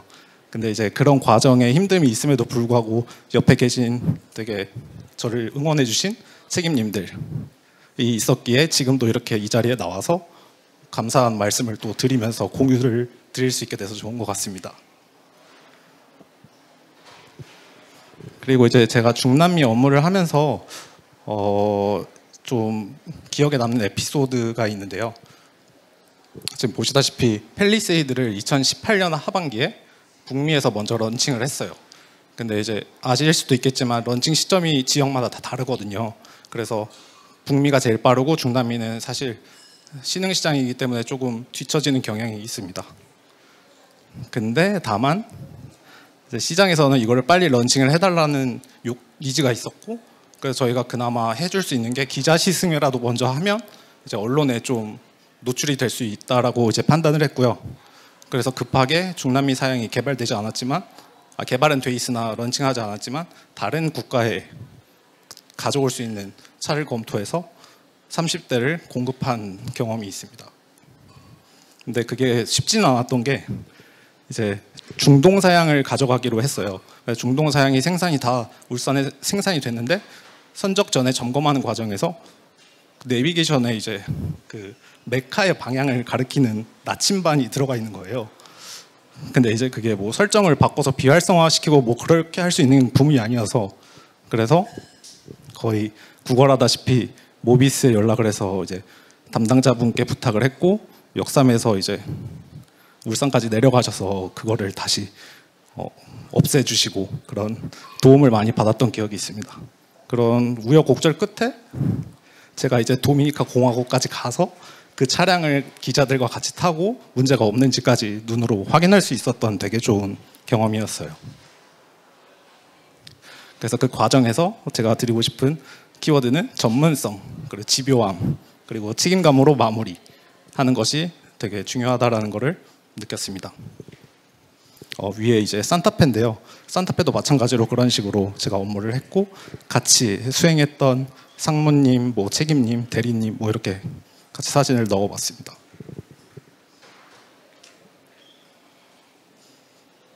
지금의 나는 해외 판매 운영으로 입사를 해서 판매라는 베이스를 지금 갖게 되었고요. 그걸 기반으로 예상치 못한 경영 지원 업무를 맡으면서 이 글로벌 사업에 대한 관점을 좀 확장시킬 수 있는 기간이 지금 기간에 있는 것 같아요.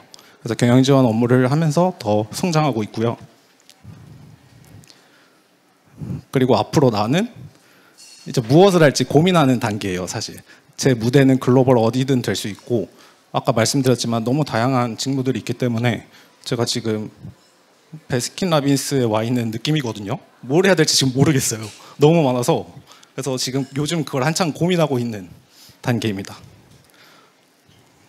그래서 여러분들도 이제 제가 앞서 강조드린 뭐 긍정 마인드라든지 뭐 전문성, 집착 뭐 이런 부분들이 나의 성향이다 라고 생각이 되시면 저희 본부에 오시면 네, 아주 멋지게 같이 길을 나아가시면 좋을 것 같다는 말씀을 드리면서 마무리해 보도록 하겠습니다.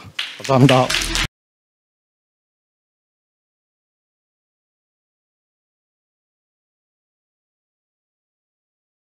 결혼식 때 신랑 입장 때보다 더 떨리는 것 같습니다.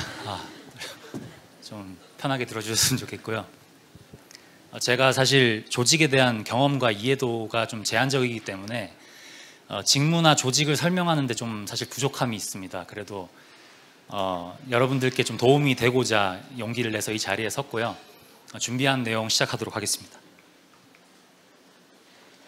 저는 7년 동안 주로 국내 자동차 시장을 분석하고 판매 물량과 판매 전략을 기획하는 일을 주로 담당해 왔습니다. 현재는 국내를 비롯한 아시아 대권역의 중장기 사업 계획과 경영층 현안 등에 대응하는 일을 하고 있습니다. 먼저 여러분들께 국내 사업에 대한 이야기를 해드리고 싶습니다. 사실 현대자동차는 글로벌 회사입니다. 그래서 현지 채용인들 중심으로 구성된 해외 법인과 해외 딜러들을 지원하는 이 글로벌 사업 구조 속에서 국내 사업은 국내 시장 안에 있는 모든 구매 여정 단계에 모든 비즈니스와 직무를 가지고 실제로 컨트롤을 하고 있는 완결성 있는 본부라고 보시면 되겠습니다. 그래서 세 가지 차별성이 있습니다. 먼저 생동감입니다. 여러분들이 기획한 것들이 바로 내일 고객에게 직접 전달됩니다. 그래서 여러분들이 기획했던 신차 런칭 전략, 광고 아이디어, 금융 프로모션들이 내일 바로 언론에 보도가 되고 시장에 냉정한 피드백을 받고 있습니다. 그래서 훨씬 더 다이나믹하고 생동감 넘치는 성취감을 느끼실 수 있습니다. 두 번째는 자유로움입니다. 글로벌 시장 점유율과 한국 시장의 시장 점유율 다들 찾아보시면 그 규모의 차이를 아실 수 있을 겁니다. 업계 1위를 리딩하는 전략을 만들고 1위 조직을 운영한다는 것 자체만으로 충분한 차별성을 가지고 있습니다. 왜냐하면 기존의 룰에 구애받지 않는 기존의 체계적인 프로세스들을 습득하면서도 기존의 룰에 구애받지 않는 좀 자유롭고 참신한 시도들이 가능하기 때문입니다. 저는 일하면서 너 하고 싶은 거 다 해봐라는 말을 정말 많이 들었습니다. 세 번째는 확장성입니다. 정말 많은 직무들과 종합적이고 역동적으로 협업을 추진해 나가면서 폭넓은 직무 이동의 기회를 잡으실 수 있습니다. 특히 최근에는 아시아 대권역의 중심 축으로서 해외 업무나 주재원 파견 기회까지 확대되고 있는 추세입니다. 이제는 국내 사업에서 판매 기획 직무의 매력에 대해서 얘기를 해드리겠습니다. 국내 사업에서 판매는 고객 구매 단계부터 완성차 사업 전반을 관리하는 역할을 하고 있습니다. 그런데 사실 판매 본질은 돈을 버는 역할입니다. P 곱하기 Q 마이너스 C, 이게 뭘 의미할까요? price P에 quantity Q를 곱하면 매출이 되겠죠. 거기다가 C cost를 빼면 이익이 됩니다. 그래서 크게 이 세 가지 조합으로 우리 이익이 결정되는데, 판매는 이 돈을 벌어오는 핵심 프로세스 전반에 관여를 하고 있습니다. 전략을 먼저 말씀드리겠습니다. Q, 시장을 분석하고 수요량을 예측해서 차종별 판매 믹스와 생산 믹스, 그리고 재고 수준을 계획하고 있습니다. P, 상품 재경 부분과 함께 가격 전략을 협의하고 시장에 따라 맞는, 시장 상황에 맞는 할인 정책을 설계하고 있습니다. 또 차는 카마스터들이 팔고 있기 때문에 카마스터를 지원하는 캠페인과 판촉 지원금들을 만드는 일을 하고 있습니다. 그리고 C, 차종별 라이프 사이클이 있습니다. 보통 생애 주기가 5년에서 6년 정도 되는데요. 그 라이프 사이클에 맞는 광고, 이벤트, 마케팅을 기획하고 있습니다. 또한 국내 사업 본부 안에서도 브랜드 프로모션도 함께 수립하고 있습니다. 영화제라든지 모터쇼, 또 뭐가 있을까요? 뭐 마라톤 행사, 국민들을 대상으로 하는 일들, 여러분들 친구에게 내가 하는 일을 직접 전달해 줄 수 있는 역할을 가지고 있습니다. 하지만 시장에서는 언제나 예측하지 못했던 위험들이 도사리고 있고 항상 변화무쌍하게 흘러가고 있습니다. 판매의 근본적인 기능은 이 변화에 유연하게 대응해서 오퍼레이팅을 하는 기능입니다. 첫째, 실적을 만들기 위해서 어떤 디테일들을 컨트롤할지 판단하고 조직을 운영하는 것. 둘째, 시장의 변화에 기민하게 대응하면서 아까 말씀드렸던 PQC에 대한 수시로 전략을 수정해 나가는 것. 그 다음에 셋째, 차량이 생산되고 고객에게 인도되는 모든 과정 속에서 리스크를 점검하고 제약 요인들을 발굴해서 문제를 인식하고 해결하는 것. 이 모든 오퍼레이션 조직이 바로 오퍼레이션 기능입니다. 글로벌 판매와 다르게 국내 판매의 장점을 딱 한마디로 정의 내리자면 이 전략과 실행 기능이 함께 공존하면서 이루어진다는 것입니다. 그래서 이 실행에 기반한 전략, 전략에 기반한 실행, 이게 바로 국내 시장에 판을 짜고 있는 국내 판매의 매력이라고 말씀드릴 수 있겠습니다. 하지만 저는 처음 유일하게 아는 엑셀 함수는 썸이었고요. PPT는 발표만 해서 전혀 만지지 못하는 상태로 입사를 했습니다. 그래서 사실 지역본부에서 커리어를 시작했고요. 지역본부는 본사의 판매 전략을 실행하는 역할을 하면서도 지역시장 차원에서 전략을 수행할 수 있는 그런 조직입니다. 제가 가장 제게 도움이 됐던 업무는 바로 상품 교육 업무였습니다. 일주일에 최소 한두 번은 현장을 방문해서 카마스터분들에게 상품 교육을 하고 소통하는 시간을 가졌는데요. 처음에는 제가 뭘 안다고 그 차에 대해 박식하신 분들께 뭘 전달을 하겠습니까? 정말 밤늦게까지 무엇을 질문할지 걱정되고 두려움에 떨었던 기억이 나네요. 그럼에도 불구하고 결국 차를 파는 건 카마스터이기 때문에 그들을 이해시키지 못하고 그들을 참여시키지 못한다면 본사의 어떤 액션 플랜도 고객에게 전달될 수 없겠구나 하는 중요한 깨달음을 얻었던 게 바로 지역본부에서의 경험입니다. 이렇게 입이 바짝바짝 마르죠. 저 잘하고 있나요? 감사합니다. 예, 감사합니다.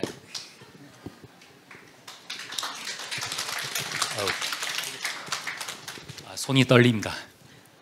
그리고 제가 신입사원으로서 처음 성취감을 느꼈던 사례를 여러분께 소개해드리면 좀 작은 단계에서 좀 동기부여가 되실 수 있을 것 같아서 준비해 봤는데요. 벨로스터라는 2030 세대를 메인 타겟으로 하는 신차가 출시됐을 때였습니다. 너 한번 판매 활성화해봐 라는 팀장님의 말씀. 그래서 전 데이터 분석 먼저 했습니다. 전국 시장 벨로스터 고객과 우리 시장의 벨로스터 고객이 어떤 차이가 있는지. 전국 대비 일단 50대 초반 고객의 구매 비중이 높았다는 게 좀 의외였습니다. 그리고 보통 준중형 차를 구매하는 고객들은 10%의 비율로 2대 보유 가구인데요. 벨로스터는 그 당시 한 80% 수준의 고객들이 세컨카로 구매를 하고 있었습니다. 50대 초반 고객들이요. 그래서 저는 카마스터 분들과 얘기를 하다가 우리 지역은 되게 소득 수준이 높은 도시인데 고소득 50대 부모를 둔 20대 자녀들을 공략하는 게 어떨까 재밌는 상상을 해봤고요. 팀장님한테 말씀드렸더니 하고 싶은 거 해봐 또 그렇게 말씀하셨습니다.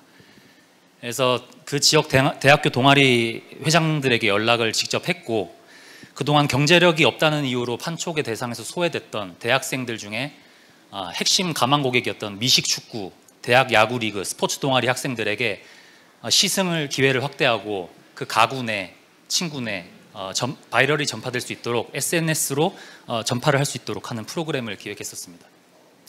그 결과 실제로 그 주차된 차를 가지고 본 그 학교 교직원이 바로 첫 계약이 들어왔고요. 그 당시 연평균 월 10대 정도 계약이 되는 저희 지역에서 제가 충분히 기여를 했다고 저는 믿고 있기 때문에 굉장한 성취감을 느꼈던 계기가 됐습니다. 그 이후부터 그 지역 내 어떤 사람들이 어디서 어떤 식으로 살아가고 있느냐에 따라서 수요가 다 다르기 때문에 그것들을 분석하고 차별화된 자원과 비용을 투입하는 일들을 고민했던 게 바로 지역본부에서의 일이었습니다. 2년간의 지역본부 경험을 뒤로하고 저는 판매 전략 부문에서 4년간 업무를 할 수 있었습니다. 아까 판매에 대해서는 말씀드렸으니까 여기서는 매크로 시장 관점에서 얘기를 해보겠습니다. 시장 관점. 제가 가장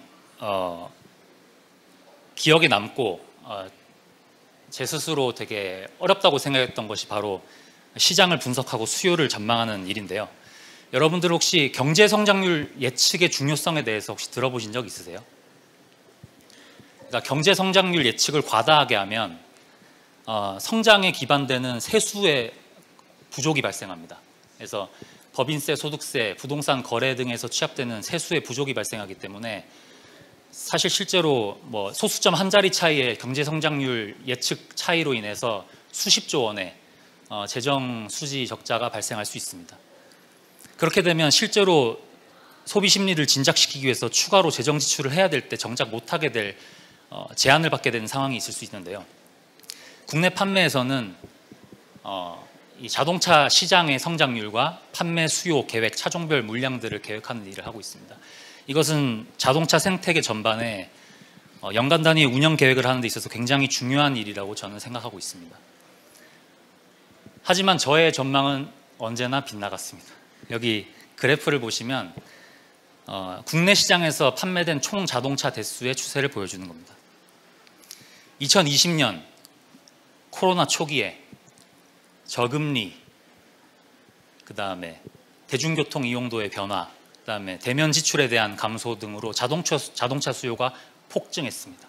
창사 이래 최다 판매를 달성했습니다. 그때 21년 물량을 예측해야 됐습니다. 근데 21년에 어떤 일이 발생했나요? 유례없는 반도체 공급 부족 사태와 예상치 못했던 코로나의 장기화. 저는 코로나 1차, 2차, 3차, 4차 확산 대응 방안까지 작성했었습니다. 그 당시 주가 지수는 3,300이 넘었고 부동산은 폭등하고 있었습니다. 그런데 저렇게 판매량이 감소한 이유는 공급이 감소했기 때문이었습니다. 저 그래프에선 보여지지 않는 사상 초유의 대기 수요가 발생해서 국내 시장 고객께서는 1년에서 2년 가까이 현대자동차를 인도받기 위해 기다리셔야 됐습니다. 그럼 그때 22년 계획은 어떻게 할 수 있었을까요? 근데 22년에 어떤 일이 벌어졌습니까? 확대된 유동성에서 러시아 전쟁, 공급망 불안의 심화, 그로부터 발생된 물가 폭등, 하반기부터 발생한 미 연준의 급격한 기준금리 인상, 한국은 레고랜드 사태로 회사채 시장이 불안해지면서 자동차 할부금리가 10%까지 육박하면서 저 화려했던 시절을 뒤로하고 국내 자동차 시장은 냉랭한 시기로 접어들게 됐습니다. 매달, 매 분기, 매 반기, 매년 이렇게 시장의 변화에 따라 어떻게 할 것인지를 대책을 마련하는 일을 하는 저로서는 상당히 참담하고 부끄럽고 겸손해지는 순간들이 많았습니다. 내가 좀 더 일찍 감지했더라면 내가 정말 모르는 게 많구나. 그런 마음은 자연스럽게 공부에 대한 열정으로 발전되었습니다. 어부는 파도는 이길 수 있어도 바다는 이기지 못한다는 말이 있습니다. 그래서 저는 그 바다 시장에 대한 공부를 했고 퇴근하고 계속 뭐 환율, 금리, 물가 이런 상관관계라든지 부동산, 심지어 사회, 소비 심리까지 다양한 공부들을 접하면서 똑똑해지려고가 아니라 일을 잘하려고, 그러니까 학위 취득을 위한 공부가 아니고 진짜 내가 일을 잘해보고 싶다는 마음으로 다음 내년은 맞추고 싶다는 생각으로 공부를 하게 됐습니다. 그 결과 이제 자동차 시장이라는 매개체로 저는 상상할 수 없었던 정도로 성장하게 됐고요. 시장 안에는 여러 가지 시장이 있습니다. 법인 렌트리스 시장이 있고 고급차 시장이 있고 친환경차 시장이 있고 화물 시장이 있습니다. 화물 운송 시장이 있습니다. 저는 그 모든 시장 하나하나마다 제가 공부했던 것들로 가설을 세우고 검증하고 어떤 대응 방안을 만들 수 있을지 경험치를 쌓고 매일 성장하는 제 모습을 확인할 수 있었습니다. 그런 시장에 대한 관심은 제가 자연스럽게 판매 직무에서 사업 전략 업무로 옮기게 되는 계기가 됐습니다. 그래서 저는 현재 10개년도 앞으로 출시될 10개년도 차종들의 시장성과 수익성을 검토하고 상품 담당자들과 이야기를 하고 어떤 시장에서 어떤 해외 공장에서 생산되는 것을 소싱 받을 것인지 그런 여러 가지 것들을 검토하는 일을 하고 있고, 국내 시장에서 시작한 제 커리어가 아시아 대건역으로 확장되고 있는 국면에 맞이하게 됐습니다. 지역본부에서 벨로스터 계약 한 대 받으려고 대학생들에게 연락했던 제가 이제 아시아 대건역의 100만 대 시장을 분석하고 담당할 수 있었던 거는 제가 잘해서가 아니라 선배들을 따라할 수 있었고 좋은 팀장들의 리더십 그런 것들이 있었기 때문에 가능했다라고 저는 생각합니다. 그래서 여러분도 충분히 할 수 있습니다. 끝으로 제가 회사 생활에 만족하는 점 3가지를 말씀드리면서 발표를 마치도록 하겠습니다. 첫째, 실력과 인성을 겸비한 사람들과 좋은 사람들과 함께 일한다는 것. 두 번째, 기술 산업 혁신의 경계에서 매일 성장하고 있다는 것. 세 번째, 국가 산업의 최전선에서 국가대표라는 어떤 자긍심. 스스로 가스라이팅을 하고 있는 거죠. 여러분들께서도 이렇게 좋은 사람들과 매일 생각해보지 못했던 일에 도전하고 성장하는 모습을 여러분들과도 함께 느끼고 싶습니다. 이상 발표를 마치겠습니다. 감사합니다. 네.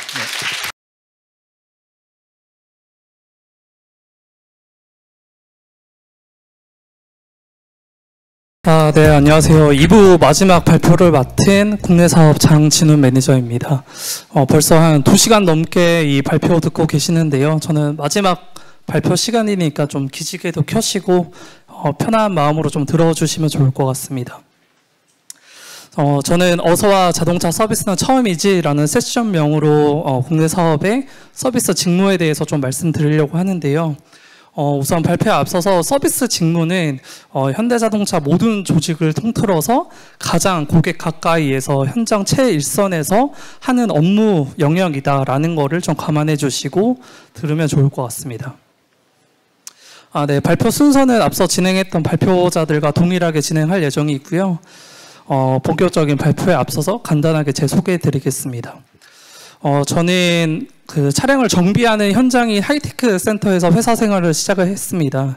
그 이후에는 블루엔즈라는 가맹 사업을 관리하고 지원하는 업무를 했고, 그 다음에는 하이테크 사업장의 안전과 보건 그리고 환경을 관리하는 업무를 하다가 현재는 큰 틀에서 자원 재순환이라는 업무를 하고 있습니다. 네, 이제 본격적으로 국내 사업의 서비스 직무에 대해서 좀 설명드리려고 하는데요. 일반적으로 자동차 서비스라고 하면은 차량에 문제가 생겼을 때 그 문제 원인을 진단하고 분석하고 그 문제 부분에 대해서 수리를 하거나 아니면 부품을 교체하는 이러한 일련의 과정들을 좀 생각하실 것 같습니다. 그 과정이 맞습니다. 이런 거를 저희가 차량 AS 서비스 또는 정비 서비스라고 부르고 있고요. 자동차 서비스라는 업무 영역에 있어서 이 정비 서비스는 가장 근간이 되고 중요한 업무라고 할 수 있습니다. 그 자동차 제조사들이 차량을 판매함에 있어서 일정 기간 동안 차량의 품질을 보증하는 기간을 운영하고 있습니다. 만약에 그 기간 동안 차량에 어떠한 문제가 발생한다고 하면 제조사는 고객분들에게 무상으로 점검하고 정비하는 서비스를 제공하고 있는데요. 이러한 제도라든지 정책이라든지 그런 것들을 수립을 하고 실제 AS 거점들에서 이것이 원활하게 운영될 수 있도록 관리하고 지원하는 업무가 제일 저측에 있는 AS 제도 기획과 운영에 대한 업무 영역입니다. 그리고 한편 저희 현대자동차는 전국에 22개 직영 하이테크 센터 그리고 약 1,300여 개의 블루엔즈라는 정비 가맹 사업을 운영하고 있는데요. 고객분들의 정비 접근성, 접근 편의성의 관점에서 정비 수요를 좀 분석하고 예측해서 어떤 지역에 어느 정도 캐파가 되는 AS 거점들을 기획하고 운영할지에 대해서 고민하는 업무가 AS 거점 기획과 운영에 대한 업무입니다. 지금 말씀드렸던 이 2가지 업무는 자동차 서비스 직무 중에서 정비 서비스에 해당하는 업무 영역입니다. 이 업무 영역이 가장 근본적이고 중요한 업무이긴 하지만 최근에 서비스 직무에서는 보다 더 적극적인 형태 그리고 다양한 형태의 서비스의 역할이 대두되고 있습니다. 현대자동차도 이러한 뭐 변화에 발맞춰서 다양한 대고객 서비스를 좀 제공하고 있는데요. 첫 번째로는 많이 들어보셨을 것 같습니다. 블루 멤버스라는 전용 멤버십 프로그램을 운영하면서 현대자동차 고객만의 어떤 전용 혜택을 좀 드리려고 하고 있고, 또 연도별로 무상 점검 서비스를 제공하는 분류기본 점검 서비스라든지, 그리고 차량에 대한 정보 또는 그 차량에서 내가 누릴 수 있는 특화 서비스 같은 정보들이 제공이 되는 마이 현대와 같은 디지털 채널 서비스를 저희가 제공하고 있습니다. 그리고 더 나아가서 기존의 공급자 중심의 서비스 제공 환경에서 벗어나서 이제 수요자 중심의 서비스 환경이 구축될 수 있도록 저희는 또 애프터 마케팅 업무 영역을 확대하고 있는데요. 예를 들어서 고객이 원하는 상품들을 직접 구매하고 차량에 장착하는 그 커스터마이징 사업이라든지, 아니면 차량 출고 이후에 내가 원하는 소프트웨어를 원하는 시점에 구매해서 차량에 적용할 수 있는 FOD 서비스와 같은 것이 이에 해당한다고 할 수 있습니다. 일반적으로 브랜드 선택에 있어서 이 서비스라는 것이 굉장히 중요한 요소인데요. 자동차 산업에도 동일합니다. 왜냐하면 차량을 구매하고 그 차량을 이용하는 기간 동안에 이러한 다양한 서비스 제도를 통해서 고객분들에게 긍정적인 고객 경험을 일으킨다고 하면 동일한 브랜드를 재구매할 수 있는 고객을 락인할 수 있는 가장 강력한 무기가 이 서비스이기 때문인데요. 그러한 관점에서 저희 서비스 직무의 중요성을 좀 찾아볼 수 있을 것 같습니다. 네, 다음으로는 제가 이 서비스 직무 현업에 있으면서 어떤 문제점에 대해서 개선을 해 나갔던 이 두 가지 좀 에피소드를 말씀드리려고 하는데요. 첫 번째는 제가 정비 현장인 하이테크 센터에서 근무하던 이야기입니다. 차량 정비를 맡겨보신 분들은 아시겠지만 간단한 작업이라도 보통 1시간에서 2시간 정도 좀 작업 시간이 소요가 되고, 또 좀 중요한 작업이나 고난이도 작업 같은 경우에는 6시간, 7시간, 8시간 이렇게 작업 시간이 소요가 되는데요. 사실 그 시간이 고객분들에게는 굉장히 좀 애매한 시간입니다. 차량을 맡겼기 때문에 어디 이동하기도 좀 애매하고, 그렇다고 고객 라운지에서 계속 대기하면서 좀 기다리기도 지루할 수도 있고요. 그래서 이러한 정비 대기 시간을 좀 의미 있고 좀 효율적으로 보낼 수 있게 만들고자 하는 그런 컨셉에서 좀 시작을 했는데, 두 가지 해결책을 좀 찾았습니다. 그 해결책의 근거는 일단 제가 근무하던 하이테크 센터의 약간 공간적인 특수성에 기한을 하는데요. 저는 이 왼쪽에 있는 그림이 그 모토 스튜디오입니다. 저는 이 모토 스튜디오와 하이테크 센터 같은 건물에 있는 곳에서 근무를 했는데, 그 현대 모터 스튜디오는 현대자동차가 그리고 있는 미래 가치라든지 비전을 좀 공유하고 이러한 브랜드를 홍보하는 데 좀 목적이 있는 공간입니다. 이러한 목적을 충족시키기 위해서는 저는 다양한 사람, 그리고 많은 사람들이 이 모터 스튜디오를 체험하는 게 중요하다고 생각을 했는데요. 제가 근무하는 하이테크 센터는 매일 한 200대에서 300대 정도의 차량들이 입고가 됩니다. 혼자 오시는 경우도 있지만 보통 지인분들이나 아니면 가족분들이랑 이렇게 방문을 많이 하시는데, 이렇게 200명에서 300명이 되는 많은 고객분들에게 이 모토 스튜디오를 체험할 수 있는 기회를 제공한다고 하면 그분들의 정비 대기 시간이 유용해질 뿐만 아니라 이 모토 스튜디오가 추구하는 목적도 달성할 수 있지 않을까라는 생각을 했고요. 이러한 관점에서 저희 정비 대기하는 고객분들 대상으로 이 모토 스튜디오를 관람하고 체험할 수 있는 그런 티켓을 발행하는 이런 프로그램을 기획을 했습니다.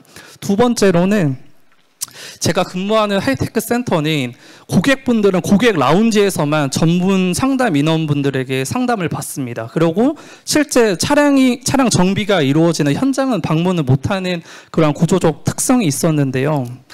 근데 저는 제가 고객이면 내 차를 어떠한 환경에서 어떤 사람이 어떠한 방식으로 정비하는가가 좀 궁금할 것 같았습니다.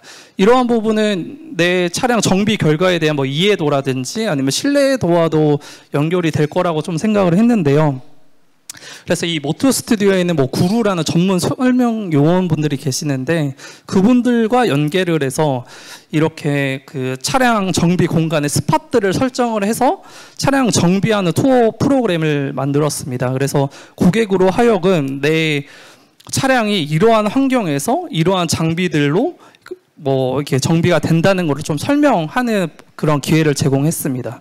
이 두 가지 프로그램을 기획을 하고 이게 실제 고객분들한테 유용한 것인가라는 반응을 좀 확인하고 싶었는데 지역의 여론은 지역 맘카페에서 가장 많이 나온다고 하더라고요. 그래서 그 당시에 같이 근무하시던 분들을 통해서 맘카페를 많이 검색을 해봤는데 이 현대자동차 하이테크 센터에 관련된 후기들을 보면 이 두 가지 프로그램에 대한 굉장히 긍정적인 피드백이 많았습니다. 그래서 뭐 제 혼자 한 건 아니고 여러 부분의 협업을 통해서 한 거지만 뭔가 처음 제가 입사하고 나서 한 거에 대해서 이러한 긍정적인 피드백을 받아서 굉장히 좀 뿌듯했던 그런 경험이었고요. 두 번째는 현재 제가 속해 있는 팀에서 했던 업무입니다. 저희 팀에서는 특정 부품을 정비 거점으로 공급을 하고 또 회수하는 이런 물류의 업무도 담당하고 있습니다. 그런데 특정 부품이 이 물류 과정에서 좀 파손되는 문제들이 좀 있었습니다. 그래서 이 문제를 좀 해결하기 위해서 좀 3가지 방향성을 잡고 좀 검토를 했는데요.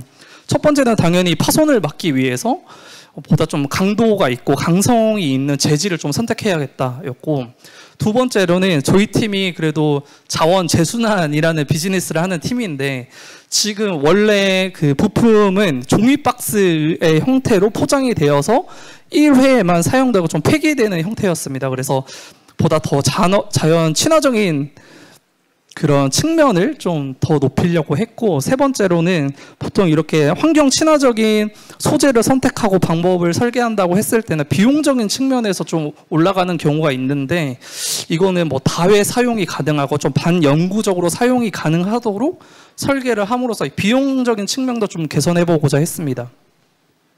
그래서 일단 소재 검토를 먼저 했는데 그 플라스틱 중에서 뭐 PP, 뭐 PE 이런 소재들이 있더라고요. 하나는 강도가 있고 하나는 유연성이 있어서 이런 충격의 흡수까지도 됨으로써 그럼 첫 번째 요건을 달성했다라고 생각을 했는데, 제가 환경 친화적인 요소를 담고 싶은데 석유에서 추출한 그런 신재 플라스틱을 쓰기에는 좀 맞지 않다고 생각을 했어요. 그래서 그러면 재활용 플라스틱을 어디서 좀 수급할 수 있을까를 고민을 했는데, 그래서 여러 서칭을 좀 시작했던 것 같습니다. 그래서 그 재활용 플라스틱을 하는 스타트업들을 많이 검색을 해봤고, 그 중에서 해양 폐기물, 즉 버려진 폐어망에서 그거를 회수하고 뭐 세척하는 이런 재가공의 과정을 거쳐서 다시 그 재활용 플라스틱, 이러한 이 오른쪽 아래에 있는 것들이 그 플라스틱 원료가 되는 거거든요. 그래서 이러한 재활용 원료를 만드는 스타트업을 컨택을 해서 우리가 이러한 차원에서 설계를 하고자 하는데 너희들이 만드는 그 소재를 좀 수급하고 싶다, 이렇게 설명을 하면서 그 해양 폐기물에서 나오는 재활용 플라스틱을 저희가 소재를 좀 확보하게 되었고요. 두 번째로는 저희 팀에서 그 폐차 처리하는 폐차에서 뭐 유리라든지 플라스틱이라든지 이러한 소재들을 저희가 회수해서 재가공의 과정을 거쳐서 다시 플라스틱으로 사용하는 이러한 사업을 좀 지원하고 있는데, 그 폐차에서 발생한 플라스틱도 소재로서 저희가 좀 활용을 했습니다. 그리고 세 번째로는 비용적인 측면에서는 간단한 세척만으로도 이게 즉시적으로 다회 사용 가능하도록 좀 그런 설계를 좀 진행을 했는데, 그 설계의 결과가 여기 위에 있는 지금 3D 모델링 되어 있는 포장 케이스입니다. 그래서 결국 이러한 뭐 비용적인 측면이라든지 아니면 환경적인 측면, 그리고 원 목표였던 부품 보호 기능까지 다 충족이 됐던 이 프로젝트를 좀 진행을 했었고요. 실제로 올해 7월부터 지금 필드에는 이러한 형태의 포장 케이스들로 필드 운영, 물류 공급이 진행되고 있습니다. 네, 이제 저의 현재 팀 업무에 대해서 좀 말씀드리려고 하는데요. 저는 고전압 배터리 부품에 대한 비즈니스를 좀 운영하고 있고, 또 아까 말씀드렸던 폐차에서 재활용하는 그런 업무에 대해서도 좀 운영을 하고 있습니다. 그러다 보니까 저는 뭐 연구소라든지 아니면 품질 아니면 자동차 생산 부분이랑 좀 협업을 해야 되는 경우가 많은데요. 이 소통을 통해서 협업을 이끌어내는 것이 굉장히 중요하지만 좀 어려운 것 같습니다. 그래서 저는 사실 개인적으로 그런 유관 부분의 협조를 구하기 전에 내가 그 사람이라고 하면 내가 하고자 하는 거에 대해서 어떻게 생각할까를 좀 고민을 해보고 내가 이러한 포인트로 좀 설득하면서 좀 협조를 이끌어야 내야겠다라는 고민을 하면서 좀 업무를 진행하는 것 같고요. 사실 개인의 능력이 엄청 뛰어나서 성과를 올리는 경우도 있겠지만 이러한 회사라는 곳은 여러 부분의 의견을 종합해서 최적의 조합을 찾는 게 아마 성과인 것 같아요. 그래서 그러한 성과를 만들어내기 위해서는 그 소통과 협업이 중요하다는 걸 좀 말씀드리고 싶습니다. 네, 이제 마지막 장표인데요. 이 발표를 좀 준비하면서 제가 취업 준비했을 때를 좀 생각을 했던 것 같습니다. 저도 자동차 서비스 직무라고 했을 때, 그거 뭐 차량 고장 났을 때 차 뭐 정비해 주는 거잖아 라고만 좀 생각을 했는데, 실제 한 7년 8년 이 서비스 직무에서 업무를 하다 보니까 그러한 정비 서비스를 제공하기 위해서 저희가 챙겨야 되는 그 제반 업무들이 굉장히 넓고 굉장히 깊다는 것을 많이 느끼고 있습니다. 그래서 이 자동차 서비스 직무에 대해서 제가 말씀드리고 싶은 거는, 이거 차량 정비 나 몰라, 나는 뭐 정비랑 상관없어 라기보다는 그 정비를 원활하게 진행할 수 있도록 챙겨야 될 부분이 많다는 걸 좀 말씀드리고 싶고요. 진짜 마지막으로는 저희가 보통 마케팅을 함에 있어서는 약간 상품적인 거나 아니면 가격적인 거를 많이 얘기를 하는 것 같습니다.